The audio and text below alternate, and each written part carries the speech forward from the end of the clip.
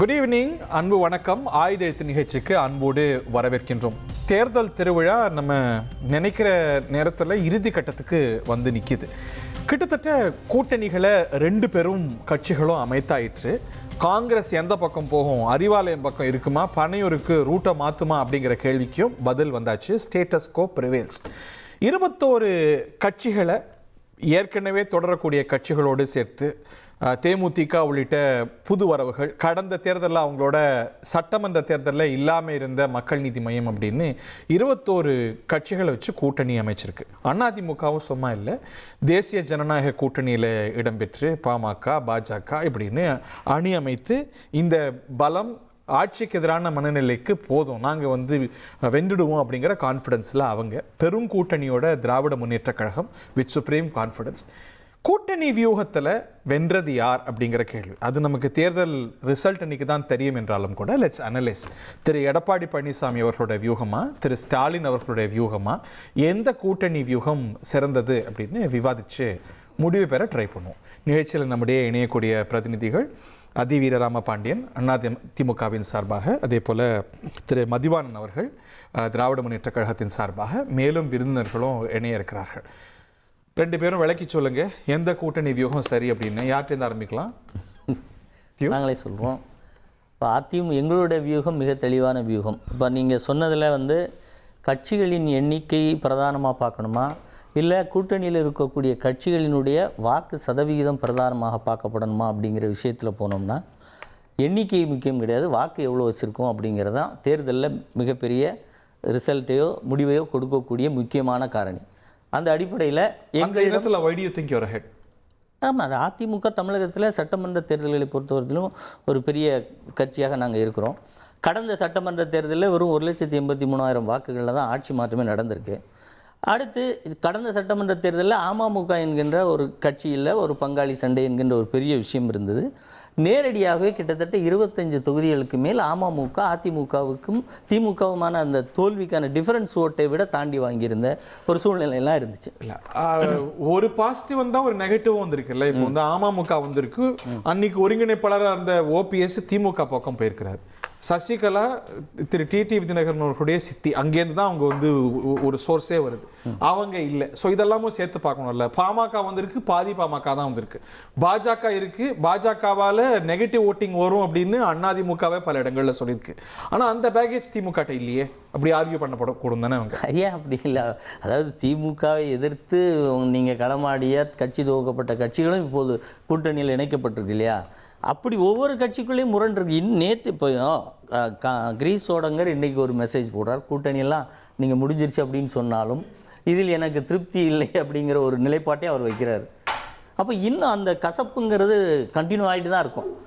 அது நீங்கள் ஒரு கூட்டணி என்பது ஒரு தேர்தல் காலத்தில் கூட்டணி அமைச்சு பின்னாடி அடுத்தடுத்த கட்டங்களில் சுயமாக விமர்சித்து தங்களுடைய கட்சி சார்ந்த வேலைகளை செய்து அதன் மூலம் மீண்டும் நீங்கள் ரீயூனியேட் ஆகும்போது அந்த கூட்டணிக்கான ஃபீலே வரும்.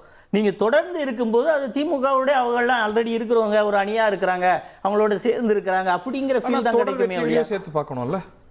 நீங்கள் தொடர் வெற்றி அப்படிங்கிறத சட்டமன்ற தேர்தலுக்கு 2 தேர்தலுக்கும் இடையிலான தொடர்ச்சி இருக்குதா அப்படிங்கிறது தான் மெயின் கிரைட்டேரியா.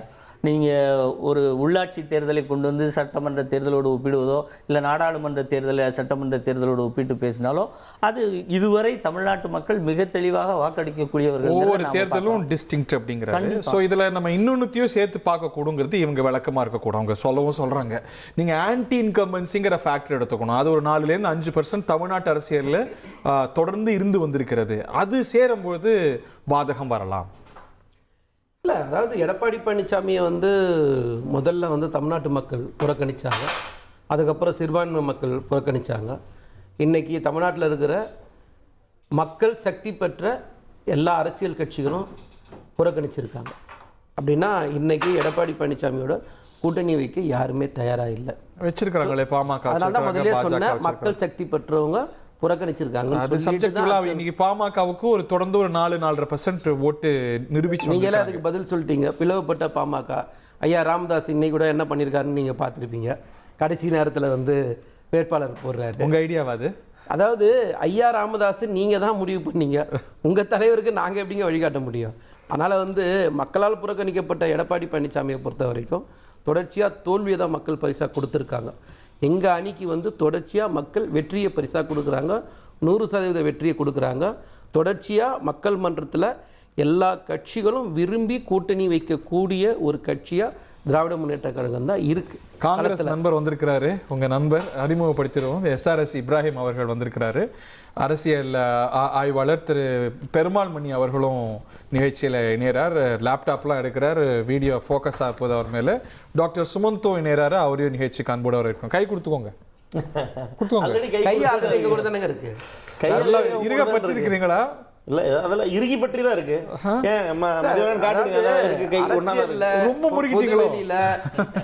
பேசுறதுக்கெல்லாம் கருத்து நம்ம பேச முடியாது. முதல் விஷயம், கட்சி தலைமை டெல்லி தலைமை என்ன சொல்லுதோ அதுதான் இறுதி முடிவுன்னு சொல்லிட்டு எல்லாருமே ஒத்துக்கிட்டதுக்கு அப்புறம் அதை பத்தி விவாதம் பண்றதுல எங்களுக்கு உடன்பாடு இல்லை. ரெண்டாவது வந்து எதுக்காக இந்த தேர்தல், இந்த மண்ணை யார் ஆளணுன்றதுக்காக நடக்கப்படுற ஒரு தேர்தல். அதுல முத்துவேல் கருணாநிதி ஸ்டாலின் தான் மீண்டும் முதல்வராக வரணுன்றதை தமிழ்நாட்டு மக்கள் விரும்புகிறாங்க. ஒரு முறை டாக்டர் சுமந்தோடைய பெர்ஸ்பெக்டிவ் பெறுவோம். டாக்டர் சுமந்த், திமுக இருக்கிற கட்சிகளை தக்க வச்சதோடு மட்டும் இல்லாமல் புதிய கட்சிகளை சேர்த்துருக்குறாங்க. அதிமுகவுடைய ஸ்ட்ராட்டஜி இன்னொரு பக்கம் பார்க்குறோம். சோஃபார் உங்கள் அனாலிசிஸில், உங்கள் பார்வையில் கூட்டணி வியூகத்தில் ஹூ ஹஸ் ஸ்கோர்ட் பெட்டர்? இல்ல, இன்றைய சூழல்ல பாத்தீங்கன்னா நிச்சயமா திமுக கூட்டணி வந்து ஸ்கோர்ட் பெட்டர். ஏன்னா எல்லாரையும் இப்போ எவ்வளவு சீட் யார் போட்டியிட போறாங்க அதெல்லாம் தெரியாது. பட் இன்றைய சூழலில் ஓரளவுக்கு எல்லோரையும் அரவணைத்து கொண்டு போயிருக்கிறது திமுக தான். அதிமுக சைட்ல பாத்தீங்கன்னா உங்களுக்கு 4 கட்சி, 5 கட்சி, தமிழ் மாநில காங்கிரஸ், பாட்டாளி மக்கள் கட்சி, அன்புமணி ஃபேக்ஷன் அண்ட் நம்ம அமமுக. அதை தவிர மற்றவர்கள் எல்லாம் வந்து percentage wise minimal vote share. அதிமுகவுக்கு என்டிஏவுக்கு இன்னும் பெட்டர் பொட்டன்ஷியல் இருந்ததா? இன்னும் கூட அணிகளை கட்சிகளை சேர்த்திருக்க முடியும், இந்த அணியை இன்னும் வலுப்படுத்தி இருக்கிற வாய்ப்பு இருந்ததா? இந்த கிவன் சிச்சுவேஷன் என்ன பெஸ்டோ அதை செஞ்சிருக்காங்கன்னு நினைக்கிறீங்களா? இல்ல, நிச்சயமா வந்து அவர்கள் இன்னும் பெட்டரா பர்ஃபார்ம் பண்ணி இருக்கலாம். சோ உதாரணத்துக்கு இப்ப தேமுதிக என்று நான் பெருசாக சொல்ல மாட்டேன். ஏன்னா தேமுதிக வந்து அவ்வளவு பெரிய ஒரு இழப்பாக நான் பார்க்க மாட்டேன். பட் மற்ற கட்சியை விட்டுட்டு போன நபர்கள் அவர்களை எல்லாம் அரவணைத்து கொண்டு வந்து விட்டு, ஓபிஎஸ் மட்டும் நான் சொல்லல, ஓபிஎஸ் வந்து அவர் சேர்க்கறதுல நிறைய சிக்கல்கள் இருந்தது. அது திரு எடப்பாடி சொன்னதுல ஒரு நியாயமும் இருக்கிறது. ஆனால் மற்ற நபர்கள் எல்லாம் சிக்கல் தானே டாக்டர். இன்னைக்கு திமுக காங்கிரஸ் கூட்டணியில இல்லாத சிக்கலா? ஹவ் யூ ஹேண்டில் தட்ங்கிறது தானே முக்கியம். இல்ல, திமுக காங்கிரஸ் கூட்டணியில் இல்லாத சிக்கலானா கடைசி நிமிடம் வரை காங்கிரஸ் எப்படியாவது வந்து விடுவார்கள், அவர்கள் சரண்டர் ஆயிடுவார்கள்ங்கிற நம்பிக்கை கிட்டத்தட்ட எல்லோரிடமும் இருந்தது. எக்ஸப்ட் ஒரு 2 to 3 days தவிர இதுல வந்து சந்தேகமே இருந்த மாதிரி இல்லை. பட் ஒரே ஒரு விஷயம், முதலமைச்சர் தலைமையிலான அந்த குழு, முதலமைச்சர் நியமித்த அந்த குழு ஆம் ஆத்மி கட்சியோட எல்லாம் உட்கார்ந்து கூட்டணி பேசுறாங்க. அது வந்து திமுகவினுடைய 2 வழியா பார்க்கலாம். ஒன்று வந்து பயப்படுறாங்க, பலவீனம், அதனால எதுக்கு. ஆனா நான் அதை பார்க்கல. அவங்களுக்கு இந்த தேர்தலில் எவ்ரி ஓட் வில் கவுண்ட், ஒவ்வொரு வாக்குடைய முக்கியத்துவம் அவங்களுக்கு தெரியும். தேர்தலை பற்றி திமுகவுக்கோ அதிமுகவுக்கோ நம்மளை விட பல மடங்கு அதிகமாக தெரியும். ஏன்னா 40, 50, 60 ஆண்டு காலமாக அவர்கள் தான் இந்த தேர்தலை சந்திக்கிறார்கள். அதனால ஒவ்வொரு வாக்கும் முக்கியமாக இருக்கும். விஜய் யாருடைய ஓட்டை எடுக்க போறாரு, எவ்வளவு ஓட்டை எடுக்க போறாரு, எதுவுமே தெரியாத ஒரு சூழல்ல we don't want to leave anything to chance. இல்ல, ரொம்ப ஒரு முக்கியமான கட்டத்தை தொட்டிருக்கிறீங்க, அதை தான் எடுத்துட்டு போகணும்னு நினைக்கிறேன். ஓபிஎஸ்ஸையும் சேர்த்துக்கிறார். ஓபிஎஸ்க்கு எதிராக வெளியில் போன மனோஜ் பாண்டியன், வைத்தியலிங்கம் அவங்களும் உள்ள இருக்கிறாங்க. தங்க தமிழ் செல்வனும் உள்ள இருக்கிறாங்க. திரு செங்கோட்டையனை உள்ள சேர்க்கறதுக்கும் முயற்சி செஞ்சாங்க. ஸோ உங்கள் அணியிலேருந்து யாரெல்லாம் நீங்கள் வேண்டான்னு சொல்கிறீங்களோ, தேமுதிக உங்கள் அணியில் இருந்தவங்க அவங்கள உள்ள சேர்த்துருக்குறாங்க. லீவிங் நோபடி பிஹைண்ட், எல்லாரும் எந்த வாய்ப்பையும் எடுக்கக்கூடாது அப்படிங்கிற ஒரு அப்ரோச் முதலமைச்சர் இருக்கு. நான் திரு அதிமுக ஸ்போக்ஸ் பர்சன்ட்டை முன்வைக்க விரும்புகிறேன். அதாவது அரசியலில் நிரந்தர எதிரி என்றே கிடையாது. இன்னைக்கு இவர் உங்களுக்கு உதவியாக இருப்பாரா, அவருடைய வாக்குகள் உங்களுக்கு தேவையா, அவ்வளவுதான் இருக்கு. அவர் அன்னைக்கு அதை பேசினாரு, இவர் இன்னைக்கு இதை அவரை சேர்க்க மாட்டேன், இவரை சேர்க்க மாட்டேன், அதெல்லாம் வந்து இடம் இல்லை. இன்னைக்கு பாருங்க, முதலமைச்சர் வைகோ விடவா திமுகவை வந்து கடுமையா விமர்சனம் செய்து அதிமுக கூட செஞ்சது கிடையாது, ஜெயலலிதா அவர்கள் கூட செஞ்சது கிடையாது. அதை விட மிகவும் இதுவா கடுமையா விமர்சனம் செய்தவர் வைகோ.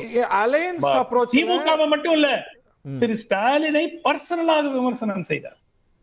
இன்னைக்கு கூட அவரை சேர்த்துட்டு மதிமுக கூட்டணியில இருக்கு. இல்ல அந்த அட்ஜஸ்ட்மென்ட்ஸ் திரு எடப்பாடியே செஞ்சிருக்காரு தானே. திரு டிடிவி தினகரன் கடந்த சில வாரங்களுக்கு முன்னாடி விமர்சனம் செஞ்சுட்டு இருந்தார். இல்ல ஹரி, எல்லோருக்கும் தெரியும் திரு டிடிவி தினகரன் பாஜகவினுடைய பேச்சுவார்த்தையினாலும் ஓரளவுக்கு அழுத்தத்தினாலும் வந்திருக்கிறாருங்கிறது எல்லோருக்கும் தெரியும். அவர் 2 வாரம் முன்னாடி இவர் முதலமைச்சர் வேட்பாளராக இருக்கிற வரைக்கும் நான் இந்த கூட்டணியை சேர்வதற்கு வாய்ப்பே இல்லை என்று கூறியவர் 3 வாரம் கழிச்சு இவர் தான் முதலமைச்சர் வேட்பாளர்னு சொல்றாருன்னா உடனே எல்லாமே அண்ணன் தம்பி ஆயிட்டோங்கிறதெல்லாம் மக்கள் போய் அவ்வளவு முட்டாள்களா?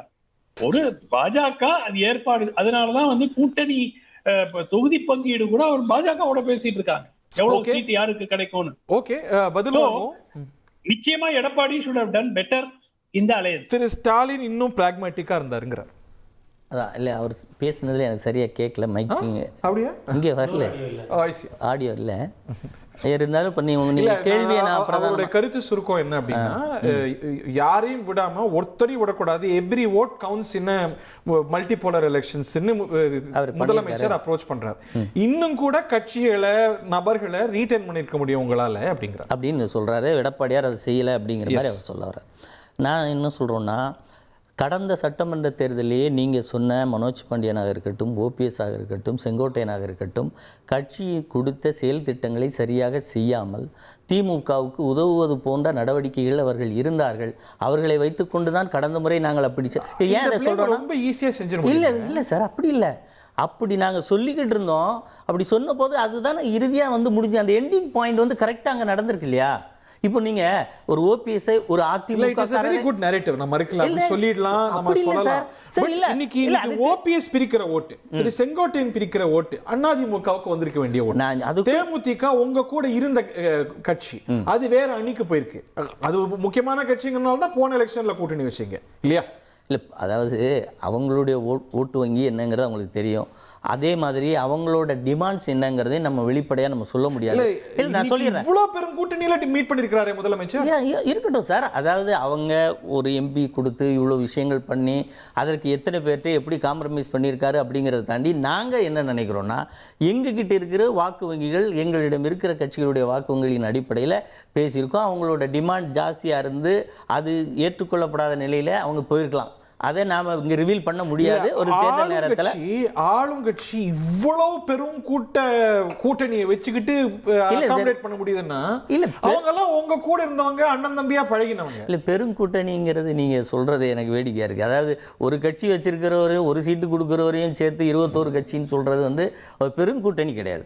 அதுவுமே அவங்க திமுக சின்னத்தில் நிக்க போறாங்க. எண்ணிக்கை நான் தான் சொன்ன வாக்கு வங்கி அடிப்படையில் ஒவ்வொரு கட்சிகளையும் பார்க்கணுமே ஒழிய எண்ணிக்கையின் அடிப்படையில் பார்த்தா ஒவ்வொருத்தருக்கும் நீங்க வந்து வாக்கு சதவீதங்கிறது கடந்த தேர்தல், இந்த கடந்த தேர்தல் கணக்கு போட்டாலுமே கூட நீங்க சொல்ற ஓபிஎஸ்ஸும் இவங்க பிரிந்து சென்றவர்கள் அப்படி நீங்க கணக்கெடுத்தால் இன்றைக்கும் சார் திமுக அமைச்சர்களில் 1/3 பங்கு அதிமுகவிலிருந்து வெளியேற்றப்பட்டவர்கள். சரி, இப்படி எங்கள் கட்சியிலிருந்து வெளியேற்றப்பட்டவர்கள் போவதாலேயே அதிமுக பலம் குறைந்ததாக ஆகிவிடாது அப்படிங்கிறது எங்களுடைய கருத்து. அதை நாங்கள் இன்னைக்கு திரு செங்கோட்டையன் கோபிச்செட்டிப்பாளையத்தில் வாங்குற ஓட்டு, அது வந்து ஒரு ஜெயிக்கிறாரு, தோக்குறாரு, டெபாசிட் எடுக்கிறாரு, சில ஆயிரம் வாங்குறாரு, பல ஆயிரம் வாங்குறாரு, உங்களுக்கு வந்திருக்க வேண்டிய ஓட்டு இல்லையா? இருக்கட்டும், நான் இன்னொரு வைத்திலிங்கம் டெல்டா மண்டலத்துல அவர் திமுகவுக்கு சேர கான்ட்ரிபியூஷன்ஸ் உங்களுக்கு வந்திருக்க வேண்டிய கான்ட்ரிபியூஷன். அதுதான் நீங்க அப்படி நினைக்கிறீங்க.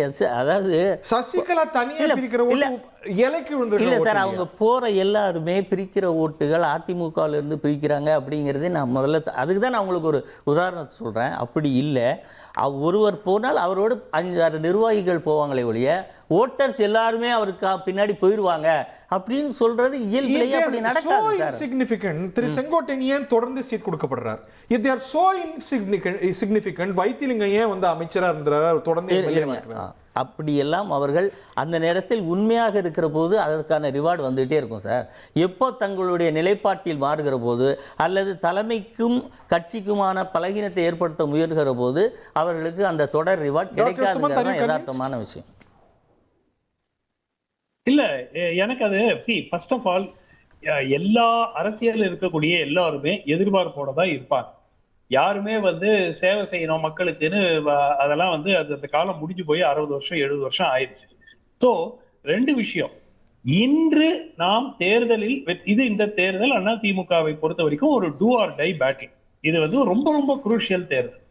இந்த தேர்தலில் நமக்கு பிடிக்கிறதோ பிடிக்கலையோ வெறுப்புகளையோ தனியா வைத்து விட்டு யாரையெல்லாம் ஒன்று சேர்த்தால் வெற்றி கிடைக்குமோ என்ற ஒரே ஒரு இலக்கு தான். கட்சியை திரு எடப்பாடி அவர்களுடைய கால்குலேஷன் வந்து கட்சியை கண்ட்ரோல் பண்ணணுங்கிற ஒரு கால்குலேஷனா இருக்கலாம். ஆனால் இந்த முறை தேசிய ஜனநாயக கூட்டணி தோல்வி அடைந்தால் உறுதியாக அவர் தொடர்ந்து இந்த கட்சியினுடைய தலைமை பொறுப்பில் இருப்பதற்கு வாய்ப்பே கிடையாது. சோ அதையும் அவர் போன தேர்தலே அதான் சொன்னாங்க, 24லயே அதான் சொன்னாங்க. He sustaining. இன்னும் சொல்ல போனா லீகல் பேட்டில்ல ஒரு க்ளோஷருக்கு கொண்டு வந்துட்டாரு இந்த கூட்டணிகள் மூலமா. ஒரு நிமிஷம் 2021ல he performed creditably. 10 ஆண்டு காலம் ஆட்சி, ஆன்டி இன்கம்பன்சி, ஜெயலலிதாவுடைய இறப்பு, இதெல்லாம் தாண்டியும் 75 இடங்கள் அந்த கூட்டணி பெற்றது. அது ரொம்ப ரொம்ப கிரெடிட்டபிள். ஆனால் அதற்கு பிறகு தொடர்ந்து வந்த அந்த தோல்விகளை தாண்டி இந்த தேர்தல் ஒரு make or break election for AIADMK. அது எல்லோருக்கும் தெரியும். அந்த மாதிரி ஒரு சூழல்ல இன்னும் இப்போ கூட மருத்துவர் ராமதாசனுடைய அணி இருக்கிறது, டாக்டர் கிருஷ்ணசாமி இருக்கிறார். சோ இந்த மாதிரி இன்னும் வந்து கூட்டணியில் இணையாத நபர்கள் இன்னும் இருக்கிறார்கள். ஆனால் இவர்கள் முயற்சி எடுப்பது போல ஒண்ணுமே தெரியலையே சார். கண்ணுக்கு தெரியாது, வெளியே சொல்லிட்டு எப்படி சார் செய்ய முடியும்? இல்ல அதான் எடுக்கவே தெரியலங்கறதெல்லாம் திமுக கூப்பிட்டு பேச்சுவார்த்தை நடத்துறாங்கல்ல. Okay, very interesting. திரு பெருமாள்மணி, நீங்க விவாதத்தை பரபரப்பாக்கணுங்கிறதுக்காக சொல்லி do you really mean it? இந்த கூட்டணி ராஜதந்திரத்துல விஜய் தான் மேலோங்கி இருக்கிறாருன்னா? ஏன்னா நான் அப்படி நினைக்கிறேன். இழப்பு தானே அவருக்கு. காங்கிரஸ் வரலையே, பனையூர் பக்கம் வரலையே, காத்துட்டு இருந்தாங்களே. இல்லை அவங்க காத்திருந்தாங்களா இல்லையாங்கிறது ரெண்டாவது விஷயம். ஆனால் இந்த ஆட்சி அதிகாரத்தில் பங்குங்கிறத முதல்ல வந்து சொன்னது அவங்க தான். நாங்கள் ஆட்சி அதிகாரத்தில் பங்கு கொடுப்போம்னு சொல்லியிருக்காங்க. No takers correct. ஆனால் அது நீங்கள் ராஜ்யசபா தேர்தல் இன்னைக்கு வாக்காளர்களை வேட்பாளர்களை எடுத்து பாருங்கள். முதன்முறையாக 6 வேட்பாளர்கள் அறிவிக்கப்படுகிற ஒரு சூழலில் இன்றைக்கு வந்து 3 பேர் அனைத்து இந்திய அண்ணா திராவிட முன்னேற்ற கழகம், திராவிட முன்னேற்ற கழகத்திலேருந்து 3 பேர், ஏனைய கட்சிகள் 3 பேர். இதுவரைக்கும் இப்படி என்னைக்காவது சூழல் இருந்திருக்கா? கொடுத்துருக்காங்களா? அன்புமணிக்கு கொடுத்துருக்காங்க. இல்லை, 1 அல்லது 2 இருக்கும், அதிகபட்சம் 1 அல்லது 2 இருக்கும். ஏன்னா நீங்கள் தமிழ்நாட்டினுடைய ராஜ்யசபா வேட்பாளர்களுக்கு ஒரு சிறப்பு இருக்குது. நீங்கள் இந்தியா முழுக்க இருக்க ராஜ்யசபா வேட்பாளர்களை நீங்கள் எடுத்தீங்கன்னு வைங்களேன், அவங்களோட ஒரு சராசரி சொத்து மதிப்பு 100 கோடி 200 கோடி இருக்கும். ஆனால் திராவிட முன்னேற்ற கழகம், குறிப்பாக அனைத்து இந்திய அண்ணா திராவிட முன்னேற்ற கழகம் ரொம்ப சாமானிய ஏழை எளியவர்களை வந்து அல்லது பெரிய அளவில் இது போன்ற பின்புலம் அதுவும் பொருளாதார பலம் இல்லாதவங்களை வந்து ராஜ்யசபாவுக்கு அனுப்புறதை வழக்கமாக வச்சுருந்தாங்க. ரொம்ப சர்ப்ரைஸாக கூட இருக்கும். அவங்க கேண்டிடேட்ஸ் யாருன்னே தெரியாது, ரொம்ப எளிய பின்புலத்தில் இருப்பாங்க. கட்சியினுடைய இது நான் இப்போ சொல்லலை, நீங்கள் 92ல் ஒரு பட்டியல் வந்து தெரியுங்களா? ஐயா ஆஸ்டின், ஐயா ராஜன் செல்லப்பா, ஐயா முத்துமணி, அப்போல்லாம் இவங்க அவங்களோட 30 வயதுகளில் இருந்தாங்க. அப்போ அது பரபரப்பாக பேசப்பட்டது. ஏன்னா ராஜ்யசபா ஒரு முதியோர்கள் அவையாக பார்க்கப்பட்ட ஒரு இடத்துல ரொம்ப இளம் வயதில் அன்னைக்கு அம்மா அனுப்புனாங்க. அப்புறம் நெல்லை மாவட்டத்திலேருந்து ஐயா சவுந்தரராஜன், அப்புறம் ராமநாதபுரத்துலேருந்து ஐயா நிறைகுலத்தான், இப்படி நிறைய பேர். அப்போ தமிழ்நாடு ராஜ்யசபாவுக்குன்று ஒரு வரலாறு இருக்குது. அதில் தேர்வு பண்ணுறதுல இருவரும் தலைவர்களாக இருந்த ஜெயலலிதாமாவாக இருக்கட்டும், கலைஞரையாவாக இருக்கட்டும் ரொம்ப கவனமாக இருந்திருக்காங்க. இன்னைக்கு ஏன் நீங்கள் இவ்வளோ தூரம் விட்டு கொடுத்து போறீங்க? கூட்டணிகளுக்கு அதிகம் போனதுக்கு காரணம் விஜயா. இன்றைக்கு இந்த தேர்தல் எப்படி மாறிடுச்சுன்னா 234 சட்டசபை இடங்களையும் 6 ராஜ்யசபா இடங்களையும் சேர்த்து பங்கு வச்சு தானே கூட்டணியை கட்ட வேண்டியதா இருக்கு. இல்ல விஜய் எங்க கான்ட்ரிபியூட் பண்றாருன்னா, இப்ப நீங்க இதே காங்கிரஸ் வந்து இன்றைக்கு இவ்வளவு தூரம் நெருக்கடி கொடுத்திருந்தா திமுக முன்னாடி அவங்கள ரொம்ப சாதாரணமா வெளியே அனுப்பியிருப்பாங்க. ஏன்னா அவங்களுக்கு இன்னொரு கூட்டணி ஆப்ஷன் இல்ல. இன்னைக்கு ஒரு கூட்டணி ஆப்ஷன் இருக்கு. ஏன் இவ்வளவு தூரம் பேச்சுவார்த்தை நடத்தணும்? 2 முறை ஐயா கே சி வேணுகோபால், பல முறை மேலிட பொறுப்பாளர், அதற்கு பிறகு ஐயா அவ்வளோ ஃபர்னிச்சரை தூக்கி போட்டு உடைச்சு வெறும் 3 தானே எக்ஸ்ட்ரா வாங்கினாங்க. இல்லைங்க ஐயா, நீங்க இவ்வளவு விஷயங்கள் ஏன் இந்த இவ்வளவு நீண்ட உரையாடல் ஏன் நடந்ததுன்னு பாருங்க. நான் என்னன்னா இல்ல இது how is it Vijay's gain? ஐயா இப்போ அவரு இவ்வளவு நீண்ட உரையாடல் ஏன் நடக்கணும்? உரையாடல் நடக்குது, சரி எல்லாம் சரி, அதனால என்ன பிரச்சனை? அடுத்த வாரம் அடுத்த உரையாடலுக்கு போயிடுவோம் நம்ம. சார், இது நாளைக்கே இதை பேச மாட்டோம். இது அடுத்தடுத்து வரக்கூடிய கூட்டணி கட்சிகளோட இது பேச்சுவார்த்தை வந்து திமுக காங்கிரஸ் தாவேக இழந்திருக்கு. ஐயா, நீங்க ஜீரோ சம் கேம். ஐயா, இது வந்து இன்னைக்கு இப்படி தெரியும், நாளைக்கு இதே உத்திய 2 முன்னேற்ற கழகங்களும் அவங்க கூட இருக்கிற கூட்டணி கட்சிகளோட நெருக்குவாங்க. இல்ல, பெருமாள்மணி போன்ற அரசியல் ஆய்வாளர்கள் ஸ்லாகிக்கலாம். கிரவுண்ட்ல என்ன அதனால? ஐயா, நாளைக்கு மத்த கட்சிகளுக்கு இது நெருக்கடிங்க ஐயா. நாளைக்கு சரி, இடையில வரப்போற தேர்தல் பாருங்க ஐயா, காங்கிரஸ் 3 இடங்களை அதிகமாக பெறுவதற்கு எவ்வளவு போராட வேண்டியது இருந்தது. அதனால விஜய்க்கு என்ன லாபம்? நான் என்னன்னு சொல்றேன், அவர் ஒரு கண்ணுக்கு தெரியாத ஒரு ஃபேக்டரா இங்க இருக்காரு இந்த பேச்சுவார்த்தையில. அவர் இருக்கிற காரணத்தினால தான் இந்த பேச்சுவார்த்தை இவ்வளவு நீண்டு கொண்டு இருக்கிறது. இப்ப இதோட தாக்கம் என்னவா இருக்கும்னு பாருங்க. இன்னமும் 2 கூட்டணிகள்லையும் 3 பேருக்கு மட்டும்தான் இடம் முடிவாயிருக்கு இல்லைங்களா? 3 பேருக்கு மட்டும்தான் சட்டமன்ற இடங்கள் முடிவாயிருக்கு. மற்ற எந்த கூட்டணியிலையும் எந்த இடமும் இன்னும் முடிவாகலை. அப்படிதானே? அஇஅதிமுக கூட்டணியிலையும் இன்னும் இடங்கள் முடிவாகலை, திராவிட முன்னேற்ற கழக கூட்டணியிலையும் இன்னும் இடங்கள் முடிவாகலை. அப்போ ஐயா எடப்பாடியா இருக்கட்டும், ஐயா ஸ்டாலினா இருக்கட்டும், பேச்சுவார்த்தையில் இன்னமும் கடுமை காட்டுவாங்க. இடங்களை விட்டு கொடுப்பதில் இன்னமும் கடுமை காட்டுவாங்க. ஏன்னா அவங்களுக்கு ஒரு விஷயம் தெரியும், ஐயா விஜயை நம்ம களத்தில் போய் பார்த்துக்கலாம். முடிந்தவரை 2 பேருமே அதிகமான தொகுதிகளில் தான் போட்டிடணும்னு நினைப்பாங்க. அப்போ நீங்க இந்த காங்கிரஸ் இவ்வளவு 1 மாதம் நீண்ட இந்த பேச்சுவார்த்தை ரொம்ப சாதாரண விஷயம் இல்லை. அது கூட்டணி பேச்சுவார்த்தையிலும் தாக்கம் ஏற்படுத்தும். தாக்கம்லாம் சரி, நம்பர்ல தாக்கம் என்ன? ஐயா, இன்னமும் மற்ற கட்சிகளோட பேச்சுவார்த்தை இருக்குல்ல. இப்ப இவங்க எத்தனை இடங்களை விட்டாங்க சார்? இப்போ வந்து காங்கிரஸோட பவரை, பார்கெனிங் பவரை கூட்டிட்டாரு, இல்ல மற்ற கூட்டணி கட்சிகளோட பார்கென் இப்ப வர கூட்டிட்டார். நன்மை அவங்களுக்கு, விஜய்க்கு என்ன நன்மை? அடுத்தடுத்து வரக்கூடிய பேச்சுவார்த்தைகள் இருக்குல்ல, கூட்டணி பேச்சுவார்த்தைகள் இருக்குல்ல, அதில் சிறிய கட்சிகளும் கடிமை கட்டிங்க வந்து இல்ல, அதனால அவருக்கு என்ன லாபம்? இதுல வந்து 2 விஷயம் இருக்குங்க ஹரி. அவருக்கு என்ன லாபங்கிறது நமக்கு கடைசியா தான் தெரிய வரும். ஆனால் அவரால தானே இந்த அவ்வளவு விஷயங்கள் நடக்குது. ஓகே, அவர் காரணம் டாக்டர் அவர் சொல்றதுல இருந்து பாருங்க, ஒரு கேட்டலிஸ்ட் அவர் இருக்காரா? இன்னைக்கு வந்து தாவேகா இல்லைன்னா காங்கிரஸால இவ்வளவு ஹார்ட் பார்கெயின் பண்ணிருக்க முடியுமா? 28 வாங்கி இருக்க முடியுமா? அது ஒரு கன்சிடரபிள் மாற்றம் இல்லையா? ஏங்க 3 சீட்டு கூடுதல் வாங்குறதுக்கு இவ்வளவு 1 மாசம் இந்த மாதிரி ஒரு சிச்சுவேஷனை உருவாக்கி அவங்களையும் கோபப்படுத்தி, அது காங்கிரஸால தான் அது முடியும். அப்கோர்ஸ் தாவேகா தான் காரணம், அதுல மாற்று கருத்து இல்லை. ஆனால் இது அவர் என்ன ஒரு என்ஜிஓ நடத்துறாரா விஜய்? மற்றவர்கள் எல்லாம் வாழ வேண்டும்னு நடத்துறது, அனுப்புறதுக்கு அவர் ஒரு அரசியல் கட்சிங்க. 1.5 வருஷமா ஒவ்வொரு மேடையிலையும் சொல்றாரு, எங்கள் தலைமையை ஏற்று வருபவர்கள் முதலமைச்சர் வேட்பாளராக ஏற்றுக்கொள்பவர்களுக்கு உடன் கூட்டணின்னு. ஒரு கட்சி வரலையே, ஒரு கட்சி சொல்லுங்க. இல்ல, பெரிய கட்சி கட்சிகளையும் கூட்டணி பேச்சுவார்த்தை முடியட்டும் டாக்டர். கூட்டணி பேச்சுவார்த்தை முடியட்டும். நீங்க முடிஞ்சிருச்சு கூட்டணி பேச்சுவார்த்தைகள் இரு தரப்பிலையும் கிட்டத்தட்ட கூட்டணியில மொத்தம் 3 விஷயம் இருக்கு டாக்டர். கூட்டணி உருவாவது, இடங்களின் எண்ணிக்கை, தொகுதிகள் 3 இருக்கு. இப்ப கூட்டணி தான் உருவாயிருக்கு, இன்னும் இடங்கள் எத்தனைன்னு முடிவாகல, எந்தெந்த தொகுதிகள் அப்ப உடைஞ்சிட்டு பணிவர் போங்கறீங்களா? சார் நிச்சயமா மாற்றம் நடக்குங்க. என்னங்க நம்ம இவ்வளவு ப்ராஸ்பெக்டிவ் கேண்டிடேட்ஸ் யாருக்கு இல்ல? அப்படி வர்ற கேண்டிடேட் யாரு சார்? கொஞ்ச நாளைக்கு முன்னாடி ஐயா செங்கோட்டையன் ஒரு வரி சொன்னாரு, ஞாபகம் இருக்கா? அவருடைய நீண்டகால அஇஅதிமுக அனுபவத்திலிருந்து ஒண்ணு சொன்னாரு, அவங்க வேட்பாளர்களை அறிவிக்கட்டும். அவர் நீண்ட கால அனுபவத்தில் தான் டிடிவி கொண்டு வந்தாரு, ஓபிஎஸ் ஒருவர் நம்பினாரு. பாருங்க, ஒரு கேம் ஐயா முதல்ல சொல்லிட்டு ஐயா, நான் என்ன சொல்றேன், தேர்தல் நாளைக்கு இல்லீங்களா ஐயா? இல்ல, அவர் சொல்வது இந்த நம்பர்ஸ்ல பிரச்சனை வரலாம், எந்த தொகுதியை ஐடென்டிஃபை பண்றதுல பிரச்சனை வரலாம், அது வரைக்கும் பொறுங்க, லாஸ்ட் மினிட்லயும் மாறலாம்ங்கறார். அதெல்லாம் மாறிடுச்சு. லாஸ்ட் மினிட் இல்ல, இன்னும் தேர்தல் அறிவிக்கப்படல, வேட்புமனு தாக்கலுக்கான நேரம் வரல. நீங்க அரசியல்வாதி மாதிரி என்ன பேசுறீங்க? ஏங்க நாளைக்கு அவங்க தான் இப்படி பேசுவாங்க, தேர்தலுக்கு இன்னும் நேரம் இருக்கு. பாருங்க ஹரி, உங்களுக்கு தெரியாது இல்ல, single day is a long time in politics. அப்போ இன்னமும் நேரம் இருக்கு. அப்போ நாம வந்து விஜய்ங்கிற ஒரு but the golden hour is passed by. இல்ல ஹரி, அது வரவே இல்லை ஹரி, இன்னும் வரவே இல்லை இன்னும். இல்ல, நீங்க நம்புறீங்களா எதா கட்சியில சீட் ஐடென்டிஃபிகேஷன்ல பிரச்சனை வந்து முடிச்சுக்கிட்டு பனையூர் பக்கம் போவாங்கன்னு? ஏங்க இன்னமும் நெருக்கடிகள் உருவாங்க கூட்டணிக்குள்ள.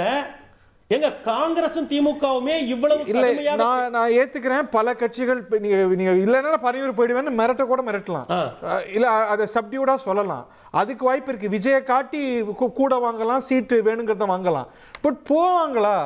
ஏங்க அதுதான் நான் சொல்றேன், தமிழ்நாட்டில் 234 தொகுதிகளில் இதுவரை திமுக 32 தொகுதிகளை கொடுத்துருச்சு.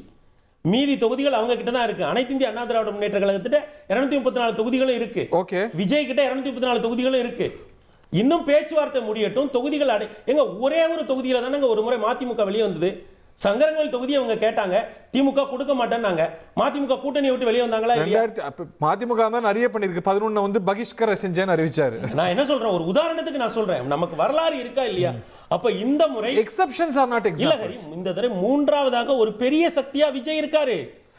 இல்ல சார், அதோட பொட்டன்ஷியல் நம்ம முதல்ல இருந்தே பார்த்திருக்கோம்ல. கடைசி நிமிஷத்துல சார் ஒரு மாசமா பார்த்தோமே சார், நம்ம அதை மறந்துட்டு பேச கூடாதுல சார். காங்கிரஸ் திமுக மூணு சீட்டுக்காங்க இந்த ஃபர்னிச்சரை தூக்கி ஆளுக்கு உடைச்சிங்க. ஒரு டீசர் கொடுங்க, ஒரு பிரேக்கு போலாம். டார்ச் லைட் உடைச்சவரும் கூட இருக்காரு, அதையும் சேர்த்து சொல்லணும்ல. அதாவது விஜய் தான் இன்றைக்கு நெகோசியேஷன் ஃபேக்டர் அப்படின்னு சொன்னா, எதற்கு டிசம்பர் மாசமே நாங்க ஐவர் குழுவை ஜனவரி ஃபர்ஸ்ட் வீக்ல அறிவிக்கிறோம், அது திமுக கூட தான்ட்டு. இப்போ நீங்க வந்து நெகோசியேஷன் ஃபேக்டர் வந்து விஜய் காட்டி தானே. விஜய் தான் நெகோசியேஷன் ஃபேக்டர்னா பிற மாநிலங்கள்ல இப்போ கூட உங்களுக்கு தெரியும், பிற மாநிலங்கள்ல காங்கிரஸ் கட்சி தனிச்சு பிரசாந்த் கிஷோர் காட்டு மிரட்டுறது. No no whatever you say, நீங்க வந்து ஒரு விஷயத்தை அடிப்படையா புரிஞ்சுக்கணும். காங்கிரஸ் கட்சிக்கு என்று ஒரு பாரம்பரியமான ஒரு தொகுப்பு இருக்கிறது. அதை வந்து ஒரு சின்ன பிளேயர் இன்னைக்கு விஜய் வராரு, அவரை வச்சு தான் நாங்கள் நெகோஷியேட் பண்ணக்கூடிய அளவுக்கு காங்கிரஸ் சிறுமை வாய்ந்த கட்சியில். அப்படி தெரிஞ்சிருந்தா முதலமைச்சர் வந்து இன்றைக்கு முதல் நாள் ஒரு தேமுதிக வேட்பாளரை ராஜ்யசபா அறிவிக்கும் போது அடுத்த நாள் நின்று அறிவிக்க வேண்டிய அவசியம் வழி கொண்டு வர எங்களை ஒரு அது ஏன் என்ன காரணம்? விஜய் தான் நெகோசியேஷன் ஃபேக்டர்னா விஜய் பக்கம் கட்சி போயிருக்கணும். இல்ல விஜய் கூட கட்சி போற சிம்பிள் தெரிஞ்சிருந்தா ராஜ்யசபா மெம்பரை முன்னாடி அறிவிச்சிருக்கலாம். நீங்க விஜய் வச்சு காட்டுனீங்க. இல்ல நாங்க விஜய் வச்சே காட்டல சார். ஒரே point last 2 weeks before Girish Chodankar சொன்னார், தாவேர்கா எங்களிடம் பேசுவதற்கான தயாராகிறது. இவ்வளவுதான். நாங்க பேசுறோம்னு கூட சொல்லல. தாவேக்கான்ற வார்த்தையை மாணிக்கம் தாகூரோ எங்களுடைய முதன்மை வாய்ந்த தலைவர் யாருமே பயன்படுத்தல. மாறாக அவர்கள் சொன்ன கருத்துக்கு இங்க இருக்கக்கூடிய கட்சியில் இருக்கக்கூடிய அடிப்படை தொண்டர்களுடைய ஆசை எது இருந்தது, அதை நான் மறுத்தே சொல்லல. காங்கிரஸ் கட்சிக்காரங்களுடைய அடிப்படை தொண்டர்கிட்ட போய் கேட்டீங்கன்னா தாவேக்காவா இல்ல திமுகவான்னு கேட்டீங்கன்னா சில பேர் திமுக சொல்லுவாங்க, சில பேர் தாவேக்கா சொல்லுவாங்க. எல்லாருக்கும் ஜனநாயக உரிமை இருக்கு. இதை நீங்க மறுத்தலாம் பேசிட முடியாது. அதற்கென்று தாவேக்கா வச்சுதான் பூச்சாண்டி மாதிரி காட்டினாங்க, இதை வச்சுதான் நாங்க பார்கெனிங் சீட் பவர் எங்களுக்கு கிடைச்சிச்சுன்றது வந்து ஐசிஎஸ் அனைவரும் நம்புவோமாக.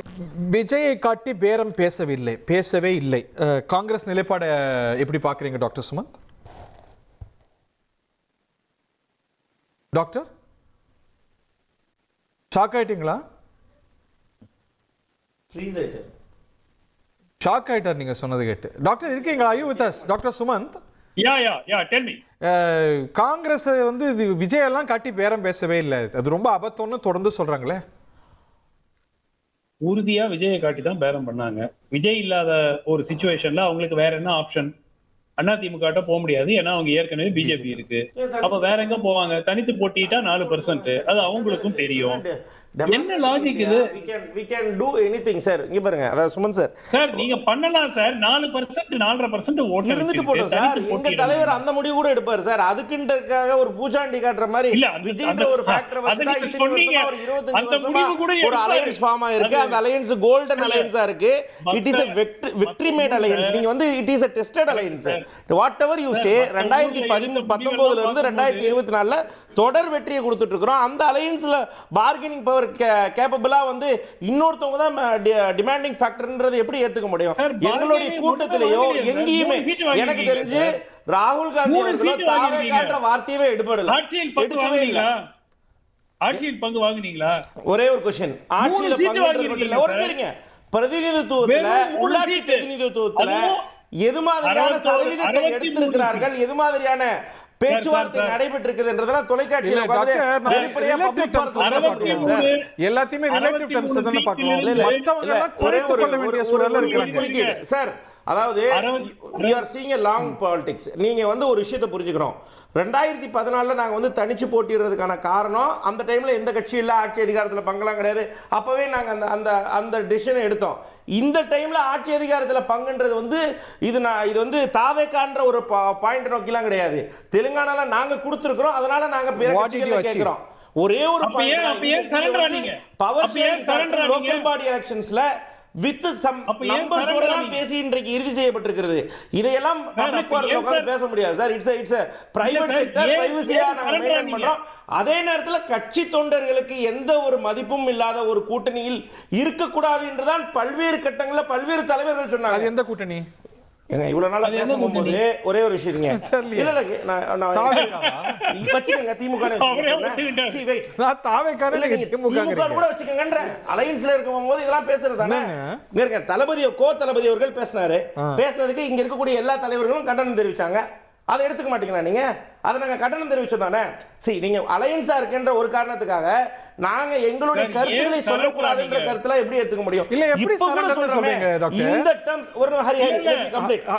How do you describe this as surrender? Let me complete. அதாவது இந்த அலையன்ஸ் இந்த தடவை இந்த அலையன்ஸ் ஃபார்ம் பண்ணது விஜய் ஃபேக்டர் வச்சுதான்றதே ஒரு அபத்தமா பாக்குறேன். ஒண்ணு.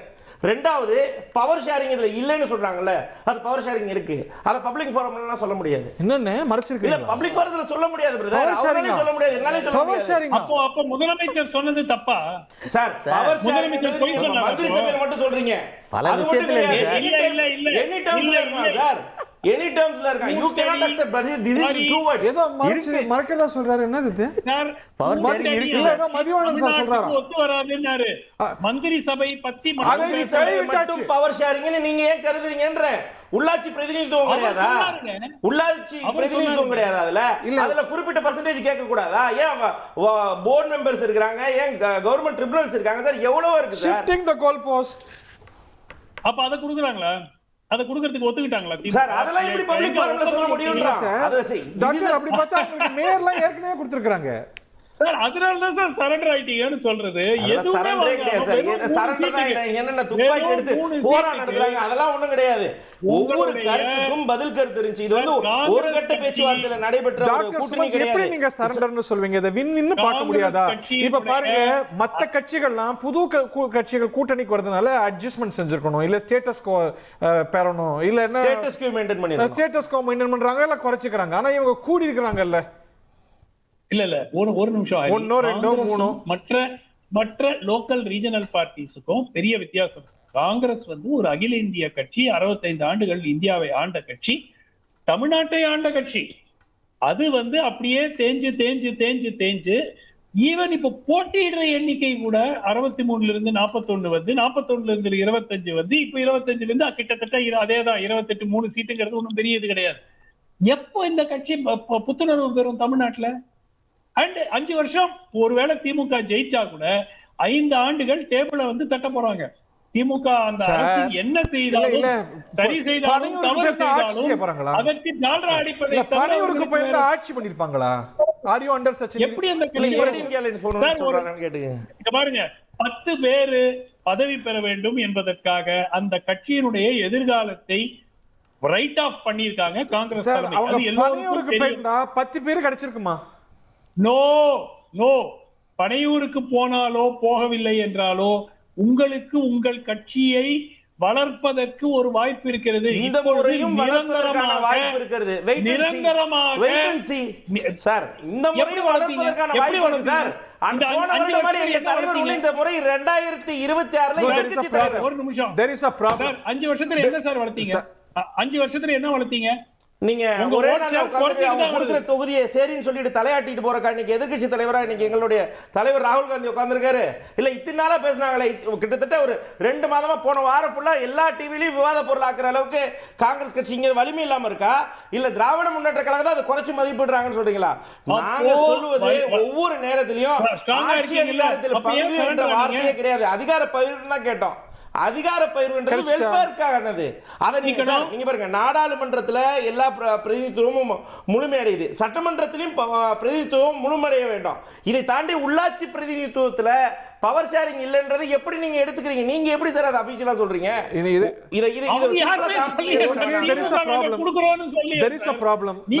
பப்ளிக் ஃபாரத்துல யாரும் பேச மாட்டாங்க. இதுதான் நீங்க வெளிப்படையா எல்லார்ட்டையும் சொல்லி பண்ணக்கூடிய அளவுக்கு காங்கிரஸ் கட்சி ஒன்றும் சிறிய கட்சி அல்ல. காங்கிரஸ் கட்சி தொண்டர்களுடைய கோரிக்கையை கேட்டிருக்கிறாங்க. இதை தாண்டி இந்த மாசம் எவ்வளவு மேயர்? புதுசாக எவ்வளவு மேயர்? சங்கத்தின் அபியான்ல 77 எத்தனை மாவட்ட மேயர்? தலைவர்களையும் நேரடியாக ராகுல் காந்தி கூப்பிட்டு சார், நேரடியாக எவ்வளவு சொன்னார். அது அண்ணன் தான் சொல்லணும், கேட்போம். ஆளுங்கட்சியின் எவ்வளவு கூட மேயர்? மதிவான அண்ணன் தான் சொல்லணும். மக்களுக்கான டாக்டர், குரலை there is a நிலைநாட்ட problem. வேண்டும். கேளுங்க. அதுல டாக்டர், தெளிவாக there is a இருக்கணும். problem. எவ்வளவு மேயர் பதவி டாக்டர், there is a எவ்வளவு problem. மேயர் பதவி கொடுக்குறாங்க? இல்லை, நான் உங்களோட தொடர்ந்து பல வருஷமா விவாதிச்சிட்டு இருக்கேன். இவ்வளவு அமைதியா உங்களை பார்த்ததே இல்லை. என்ன பிரச்சனை? ஏன் இவ்வளவு அமைதியா இருக்கிறீங்க? நல்லா இருக்கும், அதனால தான் அமைதியா இருக்கும். அண்ணன் வந்தா அரங்கமே அது இவ்வளவு அமைதியா பார்த்ததே இல்லை. நல்லா இருக்கும் sir. we are intact alliance. அதான் அமைதியா இருக்கும். What is there? அண்ணன் பாக்குறத பார்த்தா அவங்க மேல கடுங்கோட்டில் இருக்காருன்னு நினைக்கிறேன். இல்லை, அதாவது அரசியல் கட்சினா ஒவ்வொருத்தருக்கும் ஒரு கருத்து இருக்க தான் செய்யும். ஒவ்வொரு கருத்துக்கும் பதில் சொல்றதுல நான் முதல் சுற்றுலேயே சொன்னேன், எனக்கு உடன்பாடு இல்லை. வெற்றியோ தோல்வின்றதெல்லாம் வந்து இங்கே கேம் விளையாட்டு போக முடியாது. வெற்றிக்காக தான் வரோம். அது 6% இருந்தாலும் சரி, 1% இருந்தாலும் சரி, வெற்றி தான் இங்கே முக்கியம். என்ன பிரச்சனைனா, அதிவீரம பாண்டிய மாதிரியே வந்து எடப்பாடி பழனிசாமியும் ஒரு தப்பான கணக்கே போடுறாரு. 2000 பேசவே குறிக்கிடல. அதனால தான் நீங்க இந்த மாதிரி ஆட்டத்தை கலக்கி ட்ரை பண்ணுவீங்கன்னு தான் நான் பொறுமையா இருக்கேன். ஒரு நிமிஷம். 2021ல 37.70 திமுக மட்டும் தனியா வாங்குனது. எங்க கூட்டணி வாங்குனது 45.38. அதிமுக தனியா வாங்குனது 33.29. அவங்க கூட்டணியோட சேர்ந்து வாங்குனது 39.71. அவர் முதல் சுற்றுல என்ன சொன்னார்? 1% ஓட்டுல தான் ஆட்சி பிடிச்சாங்கன்னாரு. எவ்வளவு பெரிய முறை இருக்கு. அப்ப வரும்போது சொல்லுங்க, இது எவ்வளவு பெரிய முரண்பாடுன்றது பாருங்க. முதல்ல அப்படியே இருந்தாலும் இவங்க சொல்ற கணக்கு பிரகாரம் நான் அதனால தான் முதல்ல சொன்னேன், 100 ஓட்டுல ஜெயிச்சாலும் வெற்றி தான், 1,00,000 ஓட்டு வித்தியாசத்தில் ஜெயிச்சாலும் வெற்றி தான். எங்களுக்கு தேவை வெற்றி முக்கியம். நீங்க சொல்ற மாதிரி ஆறுதல் பரிசு வாங்குறதுலாம் நாங்க தேர்தல் காலத்துக்கு வரல. எங்களுக்கு தேவை வெற்றின்றது ரொம்ப முக்கியமான வெரி ரியலிஸ்டிக், வெரி பிராக்மேட்டிக். நான் பேசுறேன். ரெண்டாவது வந்து இருங்க சார், இல்ல சேர்த்து வச்சு சொல்லுங்க, ஒன்றும் பிரச்சனை இல்லை. இப்போ தேர்தல் காலத்தில் வந்து சகோதரர் ஒன்று சொல்றாரு, இல்லை இவரு ஒன்று சொல்றாருன்றதெல்லாம் வந்து கருத்து சொல்லப்படும், பிரச்சனை இல்லை. அதுக்கு பேர் தான் ஜனநாயகம். நீங்க கருத்து சொல்றதுனாலே வந்து இந்த கட்சி அந்த கூட்டணி போயிடும், அந்த கட்சி இந்த கூட்டணி ரொம்ப ஜாஸ்தி தானே பேசிட்டாங்க, கூட்டணியோட போயிடும் அப்படின்னு நீங்க நினைச்சா, அதுக்கு நான் திரும்பவும் சொல்றேன், அதிமுக நாங்க இல்லை, நாங்க திமுக. ஏன்னா எங்க கட்சியில கொள்கைகள் இருக்கோ, கோட்பாடு இருக்கோ, சண்டை இருக்கோ, சச்சரவு இருக்கோ, ஆனா எல்லாருக்கும் ஒரு கொள்கை என்னன்னா, இந்த பிஜேபின்ற ஒரு கட்சி தமிழ்நாட்டில் ஆளக்கூடாதுன்றதுல நாங்க தெளிவா இருக்கோம். அது கூட சேர்ந்து அதிமுகவும் வந்து சேர்ந்து வரும்போது அதை எதிர்க்க வேண்டிய கட்டாயம் எல்லாருக்குமே இருக்கு. அது உணர்வா இருக்கு. நீங்க என்ன உணர்வா பேசினாலும் சரி, நீங்க என்னதான் கேள்வி கேட்டாலும் சரி, நான் எந்த கேள்விக்கு பதில் சொன்னதுல நான் ரொம்ப தெளிவா ஒன்றும் பிரச்சனை இல்லை. அதாவது சகோதரர் சொல்றது இல்ல அவர் சொல்றது, அவர் ஒருத்தர் எங்கேயோ ஒருத்தர் உட்கார்ந்தாரு, அவரால் தான் பேரம் ஏறிச்சு, அதனால தான் கூட்டணி இதுவாயிடுச்சு, அதனால தான் பேசும் பொருளாம், அதெல்லாம் வந்து சார் எந்த எலெக்ஷன்ல புதுசா கட்சி வரல? 2021 வரலையா? 16 வரலையா? இல்ல 11 வரல? எந்த காலகட்டத்தில் கட்சி வரல? எல்லா காலகட்டத்திலும் ஒரு கட்சி வரதான் செய்யும். அந்த கட்சியை வச்சு அரசியல் பண்ணதான் செய்வாங்க. ஆனா திமுக என்ற கட்சி தொடர்ச்சியா நிற்கும், வெற்றி பெறும், மக்களுக்கு சேவை செய்யும். அந்த விஷயம் தான் முக்கியம். Okay, fine. அவர் சொல்றது ரொம்ப முக்கியமான விஷயம். 1 ஓட்டுல ஜெயிக்கிறோமோ, 100 ஓட்டுல ஜெயிக்கிறோமோ, 1,00,000 ஓட்டுல ஜெயிக்கிறோமோ, வெற்றி அந்த வெற்றிக்காக பாடுபடுறோங்கிறாங்க. அந்த பிராக்மேட்டிசம் உங்கள்கிட்ட இருக்கா? எங்கிட்ட அதை விட ஜாஸ்தியாவே இருக்கு. நான் அவர் என்ன சொன்னதில் சுப்ரீம் ஓவர் கான்ஃபிடன்ஸ் இல்லை, ரொம்ப அதிமுகவுக்கு இருக்கக்கூடிய இயல்பான கான்ஃபிடன்ஸ் தான். இதில் பெரிய ஜாஸ்தி கம்மியெல்லாம் தேவையில்லை. ஒரு சட்டமன்ற தேர்தலை அதிமுக மிக தெளிவாக தீர்க்கமாக வாக்காளர் மனநிலை என்ன என்பதை மிக நுணுக்கமாக உணர்ந்து நாங்கள் செயல்படுறோம். அதனால் எங்களுக்கு வந்து இதில் இங்கே பாருங்கள் 21 கட்சின்னு நீங்கள் பூச்சாண்டி காமிச்சாலும் சரி, ஐயோ இப்படிலாம் வந்து சேர்ந்துட்டாங்களே உங்களோட இருக்கோம், இதை பற்றி நாங்கள் பெரிதளவில் எடுத்துக்கிறது இல்லை. ஒரு இருக்கிற கூட்டணியை வைத்து வெல்ல முடியுங்கிற மிக தெளிவாக. இப்போ ஒன்றும் இல்லை, 2011 எலெக்ஷன் ஒரு வேவ் எலெக்ஷன். ஆனாலும் கூட செல்வி ஜெயலலிதாவுக்கு விருப்பம் இல்லைன்னு அவங்க பதிவு செஞ்சிருக்காங்க. அவங்களுக்கு விருப்பம் இல்லாத தேமுதிகவோட கூட்டணி வைக்கிறாங்க. லீவ் நோ சான்சஸ் பிஹைண்ட், எந்த வாய்ப்பு எடுக்காது அப்படின்னு. அந்த அப்ரோச் இன்றைய அதிமுக. சார், நீங்க இந்த இடத்தில் அதிமுகவிலிருந்து நீக்கப்பட்ட நிர்வாகிகளை இந்த இடத்துல கொண்டு வந்து வச்சு பேசாதீங்க. ஏன்னா தலைமையினுடைய தீர்க்கம் தான் அதிமுகவில் மிக மிக முக்கியமானது. இப்போ ஒரு உதாரணத்திற்கு நீங்கள் மற்ற கட்சிகள் எல்லாம் கிளை செயலாளரை தேர்ந்தெடுத்து, ஒன்றிய செயலாளரை தேர்ந்தெடுத்து இப்படி வருவீங்க. ஆனால் அதிமுக தேர்தல் முறையை முதல்ல பொதுச் செயலாளரை தேர்ந்தெடுத்து தான் மற்ற தேர்தலே நடக்கும்.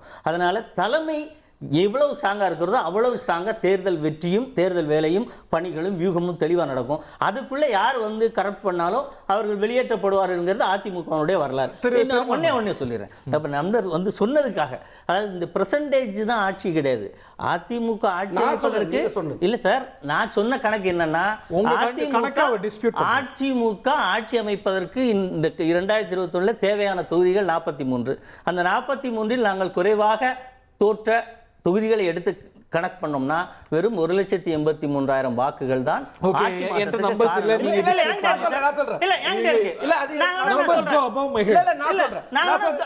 தொகுதி வாரியா படிச்சிடறேன். ஆளுக்கு ஒரு கணக்கு சொல்லுவாங்க. அதிகாரிகளை இன்னும் ஸ்ட்ராங்கா நம்ம எலெக்ஷன் கமிஷன் வெப்சைட்ல போய் பாருங்க. இங்க ஆளுக்கு ஒரு கணக்கு சொல்லுங்க. எனக்கு புரியல. நான் சொன்னதுல ஒரு ஓட்டு குறைஞ்சா கூட என்ன பாண்டியன் இப்படி சொன்னீங்களேன்னு சொல்லிட்டு நான் லிஸ்ட் தரேன். பாத்துப்பாங்க. சாட் ஜிபிடி கேட்பாங்க. விட்டுருவாங்க. நேரத்தை வரையும் ஆக்குவாங்க. பெருமான்மணியோட பார்வையை கேட்போம். அதிமுக கிட்ட கூட்டணி விவகாரத்துல இருப்பது இல்ல என்டிஏட்ட இருப்பது கான்ஃபிடன்ஸா ஓவர் கான்ஃபிடன்ஸா? இல்ல அவங்க கான்ஃபிடென்ட்டா தானே சார் போறாங்க.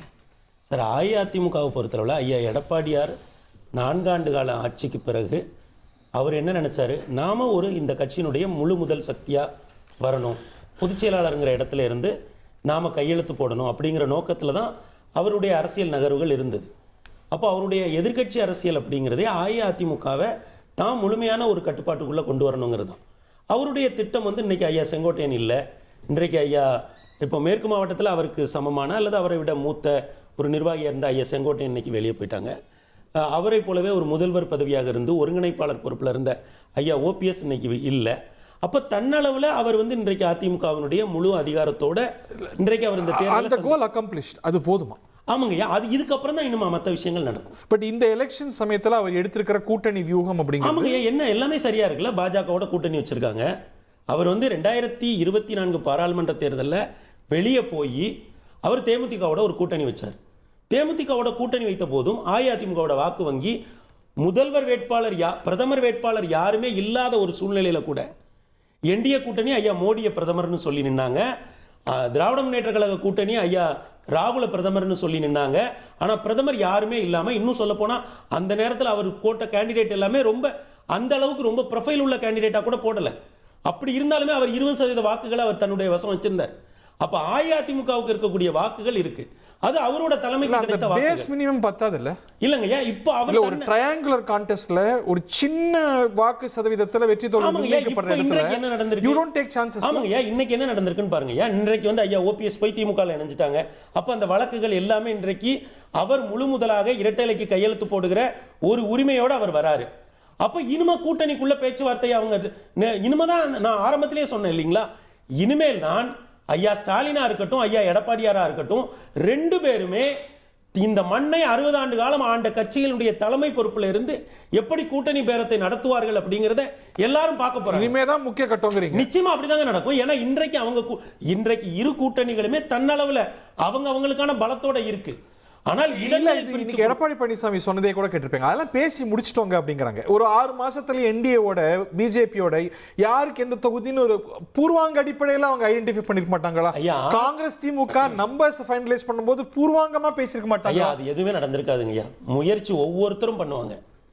ஏனென்றால் இந்த முறை திமுக அதிமுக என்ன நினைக்கும்னா முடிந்தவரை அதிக இடங்கள்ல நம்மோட சின்னத்தை போடணும்னு நினைப்பாங்க.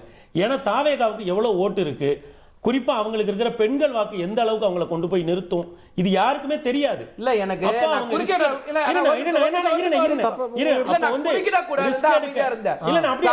ஆரம்பிச்சதுல இருந்து நடிகர் கட்சிக்கு இவ்வளவு ஓட்டு இருக்கு எங்கங்க நிரூபிச்சிருக்காரு அவரு. இல்லங்க அதான் நான் சொல்றேன். தேர்தலுக்கே அவருக்கு சரியா 30 நாள் கொடுப்போமா? ஒண்ணில்லாத ஒரு கட்சியை சும்மா தூக்கி பேசுறாரு அரை மணி நேரமா அவரு. இல்லங்கய்யா அது ஐயா ஒண்ணில்லாத கட்சி நான் சொல்றேங்க. காலத்துல நிக்க சொல்ல நிரூபிக்க சொல்லுங்க, அதுக்கு அப்புறம் பேசுறத பத்தி. ஐயா அதான் நானும் சொல்றேன். நேரத்தை வேஸ்ட் பண்ணாதீங்க சார். ஐயா நீங்க திராவிட முன்னேற்ற கழகம் அந்த கட்சியை ஒண்ணுமில்லாத கட்சின்னு சொல்றத நான் ஏத்துக்கிறேன். தமிழ்நாட்டு மக்கள் சொல்றாங்க சார். நான் ஏத்துக்கிறேன் ஐயா. வெளிய முதல்ல வந்து பேசுங்க. ஐயா உங்க கருத்தை நான் ஏத்துக்கிறேன் ஐயா. நீங்க திராவிட முன்னேற்ற கழக பிரதிநிதியா அது ஒண்ணுமில்லாத கட்சின்னு சொல்றத நான் ஏத்துக்கிறேன். என் கருத்தையும் கொஞ்சம் பேச விடுங்க. என்னன்னா இந்த தேர்தலை பொறுத்தளவில் இனிமேல் தான் இந்த மண்ணை 60 ஆண்டு காலம் ஆற்ற திராவிட முன்னேற்ற கழகமும் அனைத்து இந்திய அண்ணா திராவிட முன்னேற்ற கழகமும் கூட்டணி பேச்சுவார்த்தைனா எப்படி இருக்கும் அப்படிங்கறது அவங்க இனிமேல் தான் நடக்கும். இவ்வளவு வருஷம் நடக்காது, என்ன நடந்துற போகுது சார்? இவ்வளவு வருஷங்களும் அவங்க இரு அணிகளா பிரிஞ்சு நின்னாங்க. இந்த அணி அல்லது இந்த அணிலேருந்து இங்கே போவாங்க. 2016 தேர்தலில் என்ன நடந்தது? ஒரு சிறிய அளவில் ஒரு மூன்றாவது அணி அமைஞ்சது, மக்கள் நல கூட்டணி. அது அந்த தேர்தல் முடிவுகளை எப்படி மாத்தி? அவரோட பாயிண்ட் தேர்தலுக்கு முன்னாடி இது பெருசா இருந்தது. ஒரு நிமிஷம் 2021ல கமல்ஹாசன் ஃபேக்டரும் பெருசா இருந்தது. இது மாதிரி எல்லா தேர்தலையும் பார்த்துருக்கோம். ஒரு தகவல் சொல்லுங்க. இல்ல 96ல மூணு அணி நிக்கலையா? 96ல மூணு அணி நிக்கலையா? இல்ல மூணு அணி. ஒரு நிமிஷம். 16ல சொல்றது மூணு அணி இல்ல 6 பேர் நின்னாங்க முதலமைச்சர் கேண்டிடேட்டா. அண்ணன் கூட அதுவே தப்பு. ஒரு நிமிஷங்க. அன்னைக்கு திமுக கூட்டணி, அண்ணா திமுக கூட்டணி, மக்கள் நல கூட்டணி, பாமக தனியா போட்டு, நாம் தமிழர் தனியா போட்டாங்க, பாஜக தனியா போட்டாங்க. அண்ணனுக்கு நல்லா தெரியும். 6 பேருங்க அன்னைக்கு. உங்க கருத்தை நான் முழுமையா ஏத்துக்கிறேன். நான் என்ன சொல்ல விடுங்கண்ணே. மக்கள் நல கூட்டணியில இருந்து பாத்துக்கிறேன். இப்ப என்ன இந்த தேர்தலை பொறுத்தளவுல அண்ணனோட கருத்தை நான் முழுமையா ஏத்துக்கிறேன். திராவிட முன்னேற்ற கழகத்தினுடைய களத்து. ஆனால் இந்த தேர்தலை பொறுத்தளவுல நான் முக்கியமாக நினைக்கிறது என்னன்னா, ஒரு புதுசாக ஒரு சக்தி அவர் எந்திரிச்சு வராரு. அவர் போகிற இடங்கள்ல பெரிய கூட்டம் கூடுது சார். பல்வேறு சர்வே உங்க ஒரு நிமிஷம் நான் குறுக்கிடுறேன். நீங்க சொல்லிட்டீங்க. நீங்க சொல்ற இப்ப நீங்க நான் முதல் ஒரு நிமிஷம் பெருமாள் சார் முதல்ல இருந்து என்ன சொல்றாரு, நான் நடிகரை பத்தி பேசுறாரு. போராடலாம் கூட்டம் வருதுன்னு நான் கேக்குறேன். இவர் எத்தனை பொதுக்கூட்டம் போட்டாரு? இல்ல போறதுக்கு பாருங்க, ஒரு பொதுக்கூட்டத்துல 1000 பேர் உட்கார்ந்து என்ன சொல்றேன்னா இதுவே பொய்ங்க. அவர் கருத்தை நான் ஏத்துக்கிறேன். அவர் தான் அப்படிதான் சொல்லணும். ஏன் கருத்தை பதிவு பண்ண விடுங்கன்ற சார். நீங்க பொய்யா வார்த்தை குறுக்க வந்தேன். நான் என்ன பாக்குறேன்னா, அவர் போகிற இடங்கள்ல கூட்டம் வருது, ஒரு பெரிய எழுச்சி இருக்கு. பல்வேறு சர்வேக்கள் திமுகவும் நடத்துறாங்க, அஇஅதிமுகவும் நடத்துறாங்க. நமக்கு அந்த முடிவுகள் தெரியுது. அப்போ குறிப்பா அவர்கிட்ட பெண்கள் வாக்கு இருக்கு. அந்த வாக்கு எப்படி போகும்னு தெரியல. இது எப்படி நான் புரிஞ்சுக்கிறேன். நீங்க வந்து அவருக்கு ஒரு ட்ராக்ஷன் இருக்குங்கிறீங்க, அது தேர்தல் நிரூபிக்கும், அவர் சொல்றது சரியா நீங்க சொல்றது சரியா, அது எப்படி கூட்டணியில இம்பாக்ட் பண்ணுதுங்கிறீங்க, அதுதான் எனக்கு விளங்கிக்க முடியல. சரி, அது இந்த ஒரு மாசம் ஏன் சார் இந்த பேச்சுவார்த்தை இவ்வளவு நீண்டுது சார்? இதுக்கு தான் டெக்னிக்கலா சார் நான் என்ன சொல்றேன், ஐயா பிரவீன் சக்கரவர்த்தி என்ன பேசுறாங்க? என்ன சொல்றேன்னா, திமுக காங்கிரஸ் கூட்டணி என்பது இந்த ஒரு மாத காலம் நீடிக்கப்பட்டது வெறும் 3 இடங்களுக்காகவும் ஒரு ராஜ்யசபாவுக்காகவும் மட்டும் நீங்க நம்புனீங்கன்னா நம்ம இதுக்கு மேல உரையாடுறதுல ஒண்ணுமே இல்ல. முடிச்சிட்டீங்களா? அப்ப அதை தாண்டி இந்த devil is in the detail. I agree. அவங்க ஃபேக்டர் எல்லாமே இது வந்திருக்காது. அது இல்லாட்டி காங்கிரஸுக்கு இன்னொரு ஆப்ஷன் இருந்திருக்காது. பட் அதுல வந்து விஜயோட கெயின் என்னன்னு நான் கேட்க வரேன். அதுல வந்து மாஸ்டர் ஸ்ட்ரோக் திமுக செஞ்சது இல்லையா, அங்கேருந்து அங்க போகாம தடுத்து. இல்ல அந்த அங்க கமெண்ட் தப்பு. எப்படி வந்து கமெண்ட் தப்பு? இல்ல ஒரு செகண்ட் இருங்க. நீங்க வந்து நெகோஷியேஷன் தொட்டு சொல்லுங்க சார். இல்ல நான் ஒரே ஒரு பாயிண்ட் மட்டும் சொல்றேன் கேளுங்க.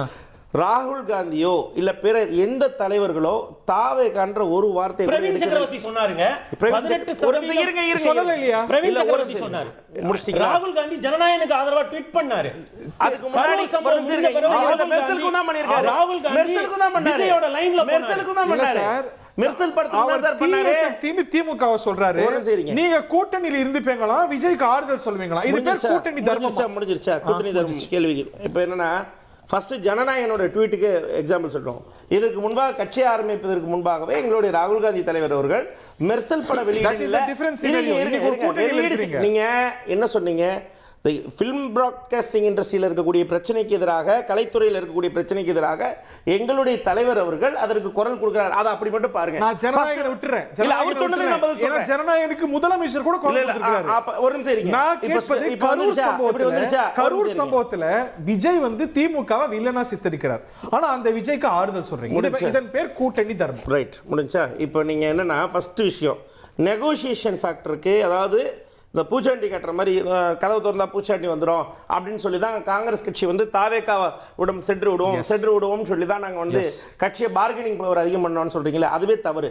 முதல்ல இந்த ஐவர் அலி குழு எதற்காக 2 மாதங்களுக்கு முன்பாகவே திமுகவுடன் பேசுவதற்காக அகில இந்திய தலைமையின் மூலியமாக அமைக்கப்பட்டது என்பதற்கான முழு கூற்று என்பது பிப்ரவரி 26, 2021 நேரடியாக தேர்தல் தேதி அறிவிக்கப்படுகிறது. மார்ச் 7 அன்றைக்கு தான் குழு அமைத்து பின்னாடி எங்களுக்கான 25 தொகுதியை திராவிட முன்னேற்ற கழகம் ஒதுக்கியது. எப்போ? 2021. அந்த ஒரு கூற்று அதுக்கு பின்பாக மார்ச் 7 ஏப்ரல் 6 வரைக்கும் ஒரு மாத காலகட்டத்தில் வேலை செய்வதில் மிகப்பெரிய நடைமுறை சிக்கல் இருந்துச்சு. அந்த நடைமுறை சிக்கலை தீர்ப்பதற்காக இந்த முறை ஐவர் குழு அனுப்பிச்சு அதற்கான வேலையை முகாந்திர ராஜாங்க வேலையாக பாருங்க. இது காங்கிரஸ் கட்சியுடைய அடிப்படை ராஜாங்க வேலை.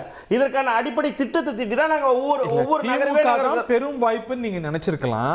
அதிகபட்சமா அந்த கூட்டணிக்கு தான் நீங்க முயன்றிருக்கலாம் சார். ஆனா we are sticking with India Alliance sir. நீங்க வந்து திமுக கூட்டணின்னு சொல்லாதீங்க, இந்தியா அலையன்ஸ்னு சொல்லுங்கன்றோம். அப்படியே சொல்லலாம். ஆமா, நோ டவுட் இந்தியா அலையன்ஸ் தான் சார். திமுகவே அந்த வார்த்தையை பயன்படுத்தல. இல்ல ஒரு நிமிஷம் இருங்க. அதெல்லாம் நீங்க சொல்லுங்க. இன்றைக்கு வரைக்கும் இந்தியா கூட்டணி தான். இந்தியா கூட்டணி தான். இந்த மாற்று கருத்தே கிடையாது. இந்தியா கூட்டணியில இருக்கக்கூடிய தமிழகத்துல முதலமைச்சர் ஸ்டாலின் அவர்கள் தான் தலைமை வகிக்கிறார். அதுல மாற்று கருத்து கிடையாது. அப்படிதானே எடப்பாடியார் சொல்றாரு. அதுல கிடையாது. ஏங்க நீங்க அவங்களும் நாங்களும் ஒரே ஃபேக்டர் இல்லங்க. நீங்க மடைமாற்ற வேணாம்.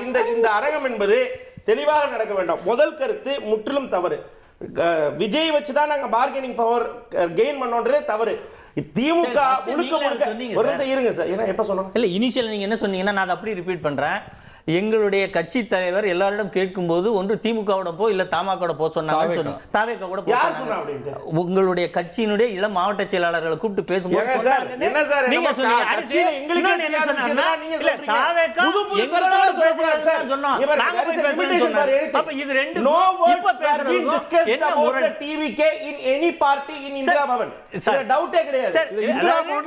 இந்திரா பவன் தான் எங்களுக்கு தலைமை. ராகுல் காந்தி அங்கதானே இருக்காரு. எல்லா கட்சியும் எல்லா வேலையும் கட்சி ஆபீஸ்ல செய்யணும்னு நினைச்சா குழந்தைங்க ஒரு சர்வே எடுங்க. 77 மாவட்ட தலைவர் இப்ப ஸ்ரீஜன் சங்கத்தன் அபியான்ல போட்டாங்க. அவர்களிடம் சொல்ல ஒரே கருத்து, எந்த கூட்டணியில் இருந்தாலும் சரி, இது ராஜஸ்தானுக்கும் சொன்னாங்க, எல்லா மாநிலங்களும் சொன்னாங்க, அதிகார பகிர்வை நோக்கி நம்ம செல்வோம். அதே நேரத்தில் எங்கெங்கெல்லாம் கட்சியுடைய கூட்டணி இருக்கிறதோ அங்க மக்கள் பிரச்சனை குறித்து விவாதிக்கப்பட வேண்டும், குரல் எழுப்பப்பட வேண்டும். அதே நேரத்தில் ஆட்சி அதிகாரத்தில் பங்கு என்பது கட்சியுடைய சித்தாந்தமாக இருக்கிறது. அது மந்திரி சபையிலும் இருக்கலாம், உள்ளாட்சி தேர்தலிலும் இருக்கலாம், எதுல வேணாலும் இருக்கலாம். ஆனா power sharing will be there. அதுல டவுட் இல்லன்றாங்க. உள்ளாட்சி தேர்தல் போன டைம் உள்ளாட்சி ஒரு நிமிஷம் போன டைம் உள்ளாட்சி தேர்தல் எங்களுக்கு மேயர் கொடுக்கலையா? அது பவர் ஷேரிங் கன்சிடர் பண்ண மாட்டீங்களா? அது இந்த டைம் அதிகம் ஃபர்னிச்சர் தூக்கி போட்டு வச்சீங்க. அதை விட அதிகம் பண்ணிருக்கோம் சார். 25ல இருந்து 28 கொண்டு வந்திருக்கோம். அதே மாதிரி உள்ளாட்சி பிரதிநிதித்துவத்தில் அதிகப்படுத்தி இருக்கோம். இன்னும் அடுத்த வருஷம் ராஜ்யசபா கேட்டாலே கொடுத்திருப்பாங்களே சார். அதுக்கு 100 ட்வீட் போட்டு தவறு. முற்றிலும் சண்டையை வச்சு ஒரு தடவை பேசுறதுக்கே இந்த தடவை சொல்றீங்களே. தொகுதி பங்கீடு இன்னும் அதிமுக செய்யல. அதை பத்தி கேள்வி கேட்கல. முடிச்சிட்டோங்கறாரு. எங்க தொகுதி பங்கீடுங்க? அதிகாரப்பூர்வமான அறிவிப்புங்க. டாக்டர் சுருக்கமா உங்க கமெண்ட 10 செகண்ட் வச்சுக்கோங்க. இடைவேளைக்கு அப்புறம் அதை பேசுவோம். எஸ் இல்ல எனக்கு ஐ ஹேவ் டு லீவ். அதுக்கு முன்னாடி ஜஸ்ட் ஒரே ஒரு இது. இந்த காங்கிரஸ் தாவேகாவை காட்டி இது பண்ணலங்கிறது கிரீஷ் சோடங்கர் அவர்களே திட்டவட்டமா அக்செப்ட் பண்ணி இருக்கிறாரு. தாவேகா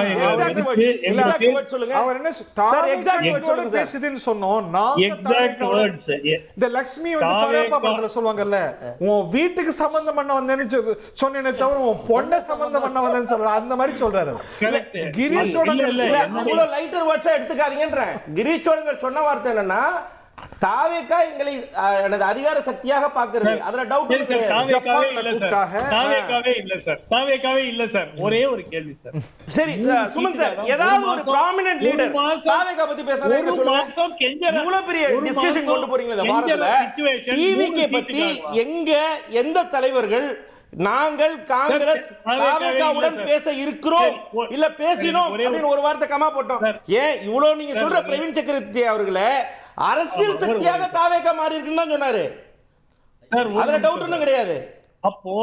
அப்போ ஒரு மாதம் இவ்வளவு பிரச்சனை பண்றது எல்லாமே வெறும் 3 சீட்டுக்கு சார். இந்த சீட்டே பேசாதீங்க சார். லோக்கல் பாடி எலெக்ஷன் அடுத்து வர இருக்குது, அத பத்தி பேசுங்க. அவங்க சொல்லலையே சார். அவங்க சொல்லலையே. முக்கியமான அறிவிப்பு யாருக்குமே சொல்ல மாட்டீங்க. சீக்ரெட் இல்ல டாக்டர் உடைச்சிருவோம். It will come. அறிவிப்பள்ளிடுங்க. நிறைய மேயர் சீட்லாம் கொடுக்க போறீங்களாமே, எந்தெந்த இடங்கள்ல கொடுக்க போறீங்க பேசி முடிச்சிட்டாங்களாமே. அதாவது எங்க கூட்டணி 2017 ஒரு மக்கள் நல பிரச்சனைக்காக உருவாக்கப்பட்ட ஒரு கூட்டணி, மதசார்பற்ற முற்போக்கு கூட்டணி. இந்த கூட்டணி தான் இன்னைக்கு வரைக்கும் இருக்குது. இதுலேருந்து எந்த விதமான மாற்று கருத்தோ யாருக்குமே இருக்காது. அதன் பிறகு தான் நீங்கள் சொல்கிற எந்த கூட்டணியாக இருந்தாலும் தமிழ்நாட்டில் உருவாயிருக்கும். ரெண்டாவது அந்த நடிகர் போகிற இடத்துலாம் கூட்டம் வருது, போகிற இடத்துலாம் ஓட்டாக வரும், போகிறதுலாம் அப்படின்னு சொல்கிறாரு. இல்லை, இதை விட பெரிய பெரிய நடிகர்லாம் தமிழ்நாட்டு நடிகர் அவர் விட்டாலும் நீங்கள் விட மாட்டீங்க போல்றீங்க. அவர் சொன்னதுக்கு பதில் கட்டாயமாக சொல்லணும். கூட்டம் வருதுன்னா ஒரு பொதுக்கூட்டம் போட்டால் ஒரு பொதுக்கூட்டத்தில் 1000 பேர் உட்கார்றதுக்கு எத்தனை ஸ்கொயர் ஃபீட்டில் இடம் வேணும்னு முதல்ல சொல்லணும். 5000 பேர் வர்றதுக்கு 8 மாவட்டத்துலேருந்து வரீங்கன்னா அதுக்கு என்ன கூட்டம் வருதுன்னு பார்க்கணும்.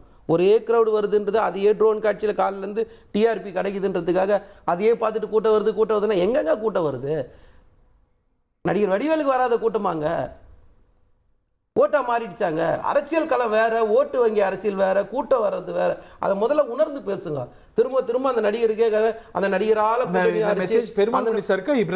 அந்த நடிகரால வந்து கூட்டணி மாறிச்சு, அந்த நடிகரால சீட்டா மாறிச்சு, அந்த நடிகரை வச்சு தான் பேரம் பேசினாங்க அப்படின்லாம் தயவு செய்து பேசி நேரத்தை வேஸ்ட் பண்றது எனக்கு உடன்பாடு இல்லை.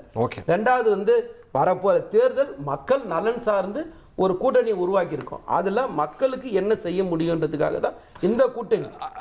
இந்த அலையன்ஸ் ஜெல் ஆயிடுமாண்ணா? இப்ப அவங்கள நோக்கி எழுந்த கேள்வி பாஜகவும் அதிமுகவும் சதா சர்வகாலமா அடிச்சிட்டு இருக்காங்க, கூட்டணின்னு சொல்றாங்க, மாத்தி பேசிக்கிறாங்கன்னு.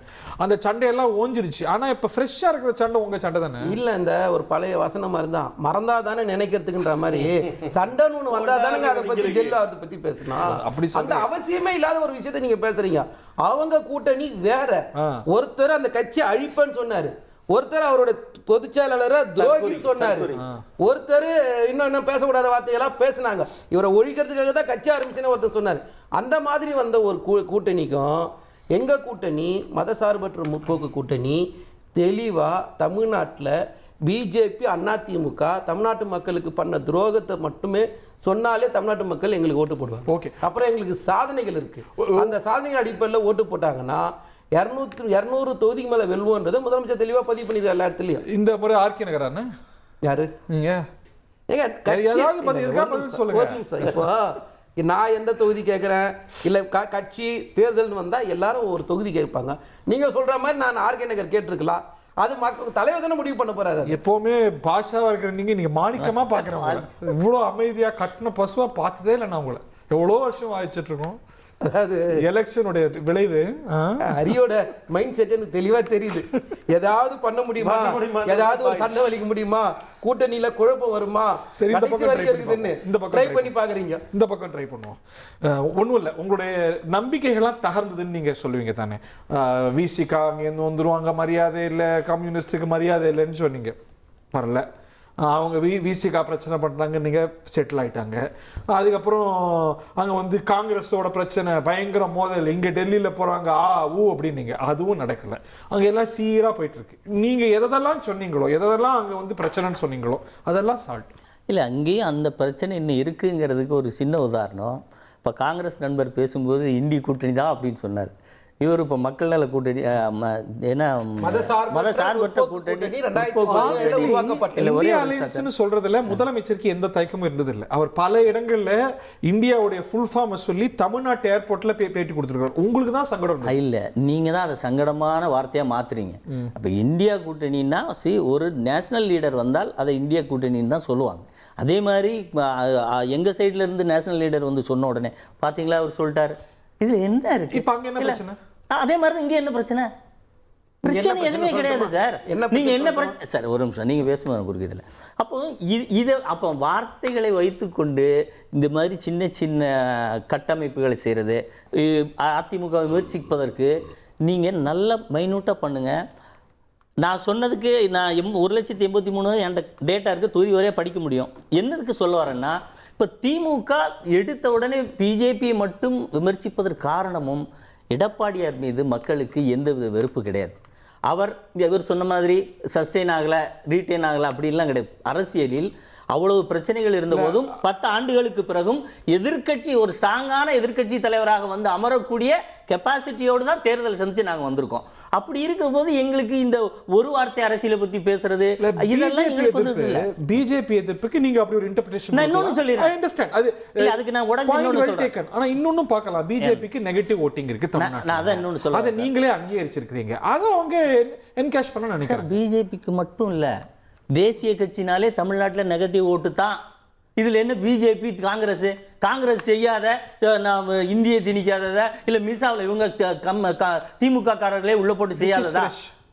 அதுதான். நீங்க தேசிய கட்சிக்கு எவ்வளவு தலைமுறை எத்தனை இருந்தா என்ன சார்? இருக்கட்டும் சார், அவங்களுக்கு அது தெரியும் இல்லையா? இப்போ அப்ப நீங்க ஜென்சி ஓட்டை மட்டும்தான் இந்த தேர்தல் எடுத்துப்பீங்களா? மீசாவில் பாதிக்கப்பட்ட அந்த உணர்வு இருக்காதா? இல்ல, நான் என்ன சொல்ல வரேன்னா தேசிய கட்சியோட அளவீடு 2 கட்சிக்கும் அப்படிதான் இருக்கும்னு சொல்ல வரேன். அத பெருசா வந்து அங்க வந்து இன்னொன்னு சொல்லிடுறேன் சார். இப்ப நாங்க இப்போ 11 மெடிக்கல் கல்லூரியை கொண்டு வர முடிந்தது இல்லையா? நீங்க அது மாதிரி ஏன் கொண்டு வர 5 ஆண்டு கால ஆட்சியில பிஜேபியா இருக்கட்டும் காங்கிரஸா இருக்கட்டும் யார் எக்ஸ் ஆர் ஒய் மத்திய அரசிடமிருந்து நிதியை திட்டத்தை பெற முடியவில்லை என்று சொல்வது எப்படி ஒரு சரியான அரசியலாக இருக்கும்? ஒன்று. இன்னொன்று, இந்த மாதிரி இப்போ சார் நிதி ஆள்கையில் நீங்கள் சொல்கிற ப்ராஸ்பெக்டில் தமிழகத்தினுடைய நிதி ஆதாரம் என்று ஒன்று இருக்கு. நாம பிஜேபியோடும் மத்திய அரசோடும் இல்லை காங்கிரஸ் மத்திய அரசாக இருந்த போதும் போராடுவது எதுன்னா அவர்களுடைய நிதி பகிர்வு குறித்து தான் நம்ம போராடுறோமே ஒழிய ஒட்டுமொத்தமாக அவர்கள் இங்க வந்து எல்லாத்தையுமே ஒண்ணு பண்ணிட முடியாது அப்படிங்கிறது இல்ல. தமிழகத்தினுடைய நிதி ஆதாரத்தை கொண்டு எவ்வளவு சிறப்பாக செயல்படுமோ அதனை செய்வோம். தேசியத்துல சொல்றாருல்ல, தேசிய கட்சிகள் ரெண்டும் ஒரே மாதிரி தான் அப்படின்னு சொல்றாரு. இந்த காங்கிரஸ் வந்து ஆர்டிகல் 370 திரும்ப பெறல. இந்த காங்கிரஸ் வந்து ராமர் கோயில் கட்டல. இந்த காங்கிரஸ் வந்து பொது சிவில் சட்டத்தை பத்தி பேசல. இந்த காங்கிரஸ் சிஏஏ என்ஆர்சி என்பிஆர் சட்டத்தை கொண்டு வரல. இந்த காங்கிரஸ் வேளாண் சட்டத்தை கொண்டு வரல. இந்த காங்கிரஸ் அக்னிபாத் திட்டத்தை கொண்டு வரல. இந்த காங்கிரஸ் வந்து மொழியை இன்னைக்கு திணிக்கிறன்னு பேசல. நல்லா புரிஞ்சு பேசணும். இன்னைக்கு நேத்து சார் ஒரு நிமிஷம், நேத்து ரயில்வேல நீங்க இந்தியில பேர் மாத்துறீங்க, மகாராஷ்டிரால சிறுபான்மையினர் கொடுத்த இடஒதுக்கீடை திரும்ப பெறீங்க. இதுக்கு எல்லா இடத்துலயும் இடபிள்யூஎஸ்ல காங்கிரஸ் நிலைப்பாடு பாருங்க. கம்யூனிஸ்ட் நிலைப்பாடு பதில் சொல்றேன் பாருங்க. இடஒதுக்கீடை பத்தி பேசும்போது வர அடுத்தது அதுக்குள்ள. அப்போ இதுக்கு எல்லாம் அதிமுக குரல் என்னன்னா கேள்வியே. இப்ப மகாராஷ்டிரா இடஒதுக்கீடை திரும்ப பெறாங்க. நாளைக்கு ஒருவேளை நடக்காது, ஒருவேளை நடந்துடுச்சுங்க, நீங்க இங்க திரும்ப பெற மாட்டீங்கன்னு என்ன கேரண்டி? மோடி சொல்லிட்டாரு, பிஜேபி கொண்டு வந்த இடபிள்யூஎஸ் ஆதரிச்ச காங்கிரஸ் ஆட்சிக்கு வந்து அந்த பாதையில போகாததுக்கு என்ன ஒரு நிமிஷம். இடபிள்யூஎஸ் ஆதரிச்ச காங்கிரஸ் தமிழ்நாட்டுல என்ன நிலைமை, டெல்லியில என்ன நிலைமை, அதை நீங்க பிரிச்சு அவங்க சொல்லுவாங்க. டெல்லியில பாஜக தமிழ்நாட்டுல வேற மாதிரி. இப்போ நீங்க ஒரு பெரிய பட்டியல் நான் வாசிச்சேன். அதுக்காவது உங்ககிட்ட பதில் இருக்கா? நிறைய இருக்கு சார். நானும் சொல்லுவேன் சார். பெருமாள் மணி சார் பெருமாள் மணி சார் சொல்லிட்டு வரேன். நான் சொல்லிடுறேன். பெருமாள் மணி சார் சொல்லிட்டு வரேன். இல்ல பெருமாள் மணி சார் திடீர்னு நான் தான சார் சொல்றேன். தாவேகோட செய்தி தொடர்பாளர் பேசியிருந்தவர் என்ன திடீர்னு அதிமுக செய்தி தொடர்பாளர் மாதிரி பேசுறாரு. பாருங்க, திமுக செய்தி தொடர்பாளர் பேசுறாரு. அவர்கிட்ட உங்க ஆசையை நிறைவேற்றுவோம். கூட்டணி விஷயத்துல திரு ஸ்டாலினோட நிலைப்பாடு, திரு கலைஞருடைய நிலைப்பாடு ரெண்டுத்தையும் எப்படி மாறுபடுத்தி பாக்குறீங்க? இல்லைங்க, அவர் வந்து அவருடைய அரசியல் வந்து ரொம்ப ரொம்ப துல்லியமா இருக்கு. யாரோடது? ஐயா ஸ்டாலினுடைய அரசியல் போதுமா? ஐயா இப்போ ஐயா கலைஞருடைய நிர்வாகம் வந்து இப்போ 2 விஷயம் இருக்கு இல்லையா? ஒரு முதல்வர்னா நிர்வாகம், அரசியல். கலைஞருடைய நிர்வாகம் வந்து ஐயா கலைஞருடைய நிர்வாகம் ரொம்ப பல அடுக்குகளை கொண்டது. ஒவ்வொரு லேயர்லையும் அவர் ஒர்க் பண்ணியிருப்பார். ஆனால் ஐயா அவர் வந்து அரசியலை பொறுத்தளவில் நீங்கள் பார்த்தீங்கன்னா 2001க்கு பிறகு உள்ள ஐயா கலைஞரை நீங்கள் பார்த்தீங்கன்னா, ஏன்னா 96 2001 தான் தமிழகம் கண்ட மிகச்சிறந்த ஆட்சினா 96 2001 தான். ஆனால் அந்த 2001க்கு பிறகு திமுகவினுடைய எம்எல்ஏக்கள் எண்ணிக்கை அதெல்லாம் பார்த்தோன்னா அந்த கணக்கு ஒரு கணக்கு இருக்குது. ஆனால் ஐயா ஸ்டாலின் 2021 வந்தப்பவே 26 தனக்கு என்னென்ன சவால்கள் வரும் அப்படிங்கிறதெல்லாம் அவர் அனுமானித்து தான் ஒவ்வொரு விஷயத்திலையும் அவர் ஒர்க் பண்ணார். எப்படின்னா, இப்போ இதுவரைக்கும் ஜெயலலிதா அம்மா காலத்தில், கலைஞர் ஐயா காலத்தில் என்ன நடக்கும்னா, ஒரு சில அதிகாரிகள், இப்போ நான் சொல்கிறது ஆல் இண்டியா சர்வீஸ் அதிகாரிகள், இப்போ திமுக ஆதரவாக இருக்காங்க அல்லது அதிமுக ஆதரவாக இருக்காங்கன்னா, திமுக ஆதரவு அதிகாரிகளுக்கு அதிமுக அரசில் வந்து பெரிய செல்வாக்கு இருக்காது, அதிமுக ஆதரவு அதிகாரிகளுக்கு திமுக அரசில் பெரிய செல்வாக்கு இருக்காது. ஐயா ஸ்டாலின் முதல்ல அதை உடைச்சாங்க. ஆல் இந்தியா சர்வீஸ் கவர்னன்ஸ்ல சொல்றீங்க, அது ஒரு இல்ல அதே மாதிரி கான்ட்ராக்டர்ஸ்லயும் அவங்க என்ன பண்ணாங்கன்னா, நாம வந்து இவங்க ஆதரவாங்க அவங்க அதெல்லாம் இல்லை, நாம எல்லாரையும் அரவணைச்சு போலாம் அப்படின்னு அரவணைச்சாங்க. அந்த அரவணைப்பு அரசியல்ல எந்த இடத்து வரைக்கும் வந்திருக்குன்னா, அஇஅதிமுக சார்பாக முதல்வராக இருந்த ஐயா ஓபிஎஸ்ஐயே நாம அரவணைச்சு எடுத்துக்கலாம், நாம இன்னைக்கு உள்ள ஒரு இடம் கொடுத்துடலாம் சார். இப்போ ஒரு முதல்வர், முன்னாள் முதல்வர் வரும்போது அவருக்கு உரிய இடத்தை நம்ம கொடுக்கணுங்கிற ஒரு பார்வை இருக்குல்ல. அப்போ அவருடைய அரசியல் வந்து அவர் வந்து இப்போ என்ன கணக்கு போடுவார்னா, அவர் 2029 கணக்கு போடுவார். அந்த அளவுக்கு அவருடைய அரசியல் மிகவும் துல்லியமா இருக்கு. அதனால தான் நம்ம திரும்ப திரும்ப சொல்ல வேண்டியதா இருக்கு, கூட்டணி கட்சிகளை அவர் உருவாக்குகிற பொழுது அல்லது இவ்வளவு ஒரு நீண்ட பேரத்தை அவர் நடத்துகிற பொழுது அதற்கு பின்னால் என்னென்ன இருக்க வாய்ப்பு இருக்கு அப்படிங்கிறத நம்ம வந்து காங்கிரஸ் பார்வையில பார்க்கல, நம்ம திராவிட முன்னேற்ற கழகத்தினுடைய பார்வையில நீங்க பாக்குறீங்க. ஒரு பார்சல் பண்ணிடலாமா? திமுக செய்தி தொடர்பாளர், அதாவது ஒரு அவர் திமுக செய்தி தொடர்பாளர் மாதிரி கேள்விக்கு பதில் சொன்னார். ஆனால் உண்மையை பேசினார். முதல்ல பேசுனதெல்லாம் பொய்யாவே பேசினார். அதான் பிரச்சனை. நடிகருக்கு அவ்வளவு கூட்டம் வருது, நடிகருக்கு அண்ணா, இவ்வளவு கூட்டம் வருது. திமுகவுக்கு பேசுனது பொய்யாவே correct ஆ பேசினார். இருந்ததானே? இல்லடா, ஒரு திமுக நிமிஷம், பேசுனது ஒரு correct ஆ நிமிஷம், இருந்ததானே? ஒரு நிமிஷம். அண்ணா, அது தலைவர் சொல்லிருந்தேன். தளபதியை பத்தி அவர் பேசும்போது தெளிவான பாயிண்ட் சொல்ல, நான் அதை பத்தி இல்லைன்னே சொல்லல. இன்னைக்கு சார், ஒரு கட்சி ஒரு சின்ன ஓட்டு இருக்கோ பெரிய ஓட்டு இருக்கோ, சின்ன கட்சியோ பெரிய கட்சி, இதுதான் politics. ஆனா இதுதான் எல்லாமே அரசியல்வாதிகள். வந்து திமுக அரவணைச்சு போறாரு இல்ல, அதுதான் தலைமை பண்பு. ரைட் ரைட் ஓகே, அவர் ஆமோதிக்கிறீங்க. Fine, thank you. திரு பெருமான் மணி அவர்கள் தான் ரொம்ப கான்ட்ரேரியனா சொல்லிட்டு வர்றாரு.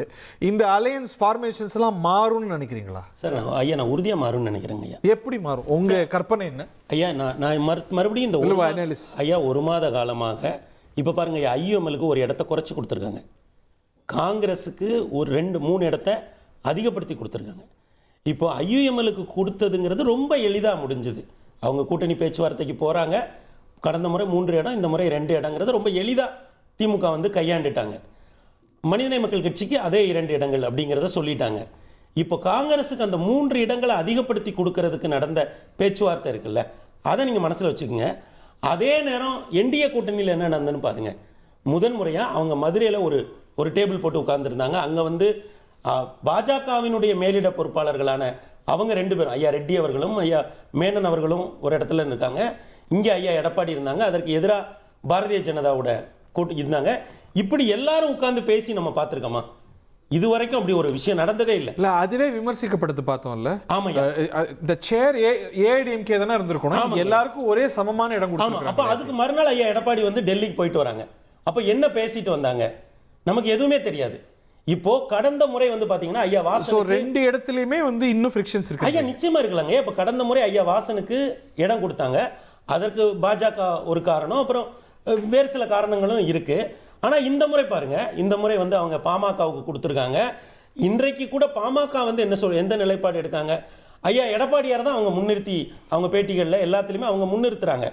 அப்போது இந்த கூட்டணியை பொறுத்தளவில் அவங்களுக்கு வந்து ஒரு 60 ஆண்டு காலம் ஆண்ட கட்சி, அவங்க ஒரு கிளைக்கழகம் வரைக்கும் வலிமையாக இருக்கக்கூடிய ஒரு கட்சிங்க ஐயா.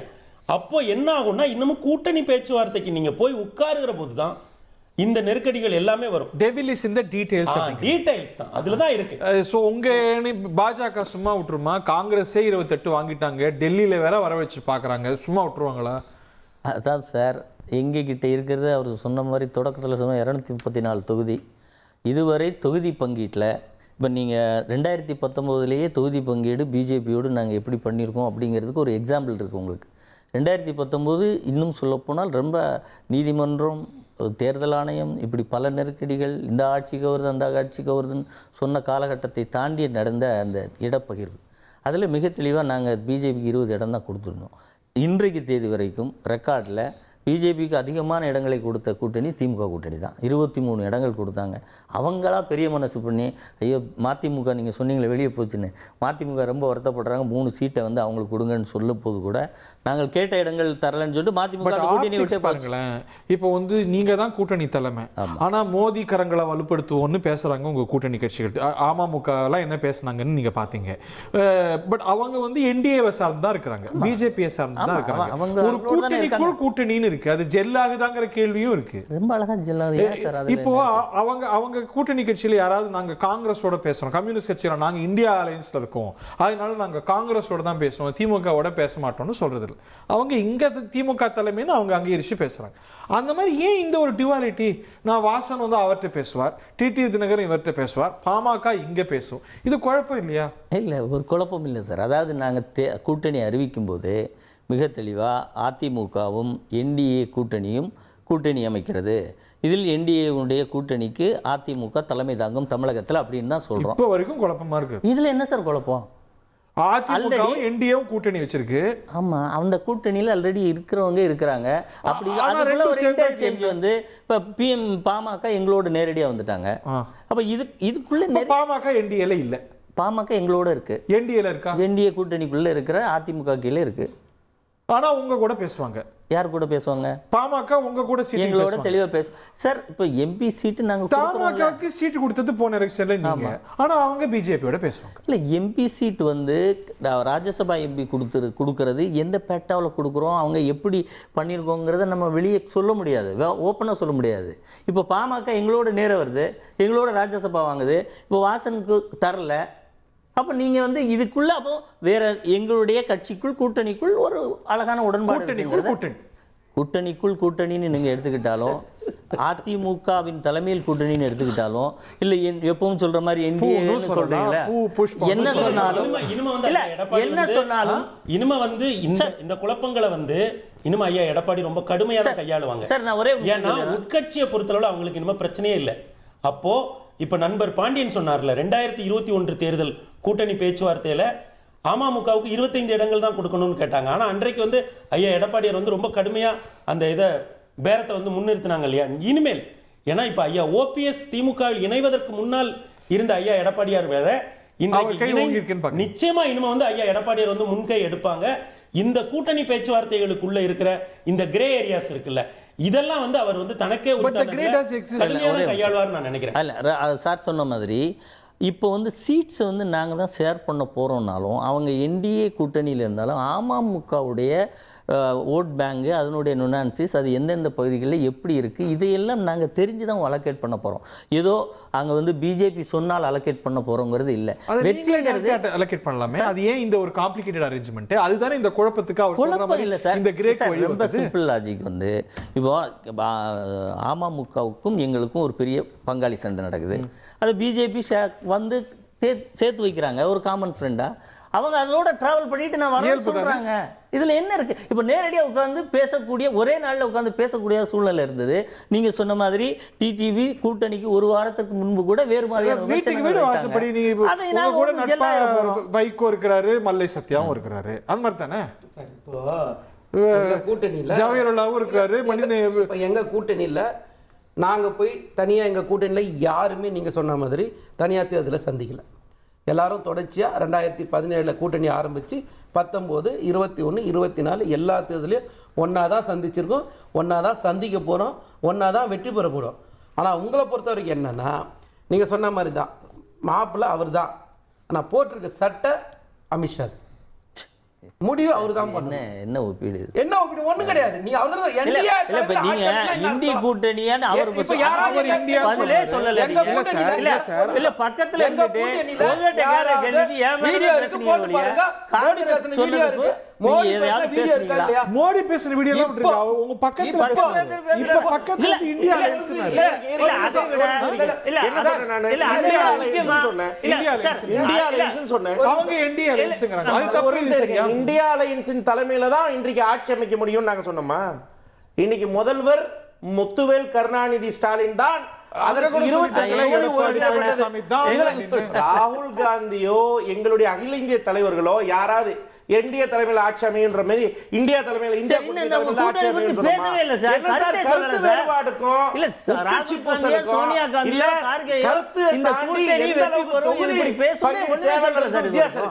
நான் ஒரே ஒரு கொஸ்டின் மட்டும் தான். என்னன்னா மதுரையில ஆன் டேபிள்ல உட்கார்றாங்க.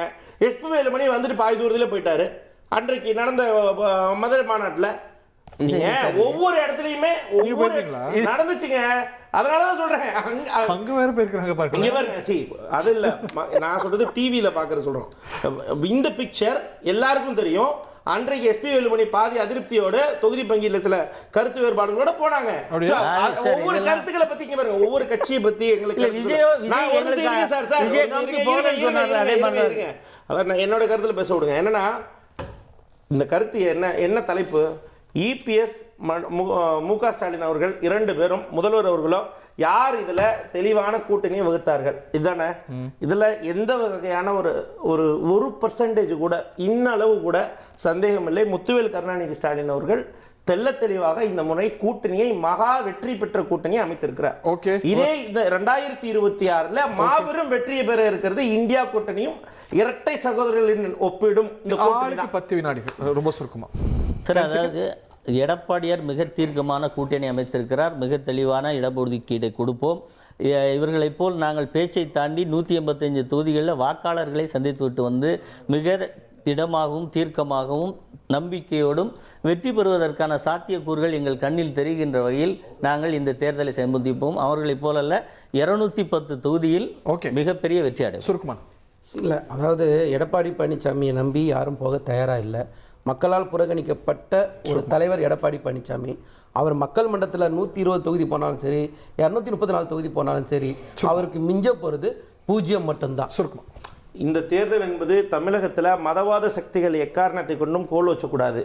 அதற்கான இந்த தேர்தல் 2026 தமிழக மக்கள் மதவாத சக்திகளை அடியோடு துரைத்தெடுக்கக்கூடிய வேலையை இந்த முறை 200க்கும் மேற்பட்ட தொகுதியில் இந்தியா கூட்டணி மற்றும் திராவிட முன்னேற்ற கழகத்தின் சார்பாக தமிழகத்தில் முத்துவேல் கருணாநிதி ஸ்டாலின் 2வது முறையாக முதலமைச்சர் அரியணை ஏறுவார். அதற்கு எங்களுடைய ராகுல் காந்தி அவர்கள் தொலை நிற்பார். I will give you the last word. ரொம்ப சுருக்கமா சார். இல்லை ஐயா, விஜய் வந்து அரசு மீதான விமர்சனத்தை தீவிரமாக்குவார்.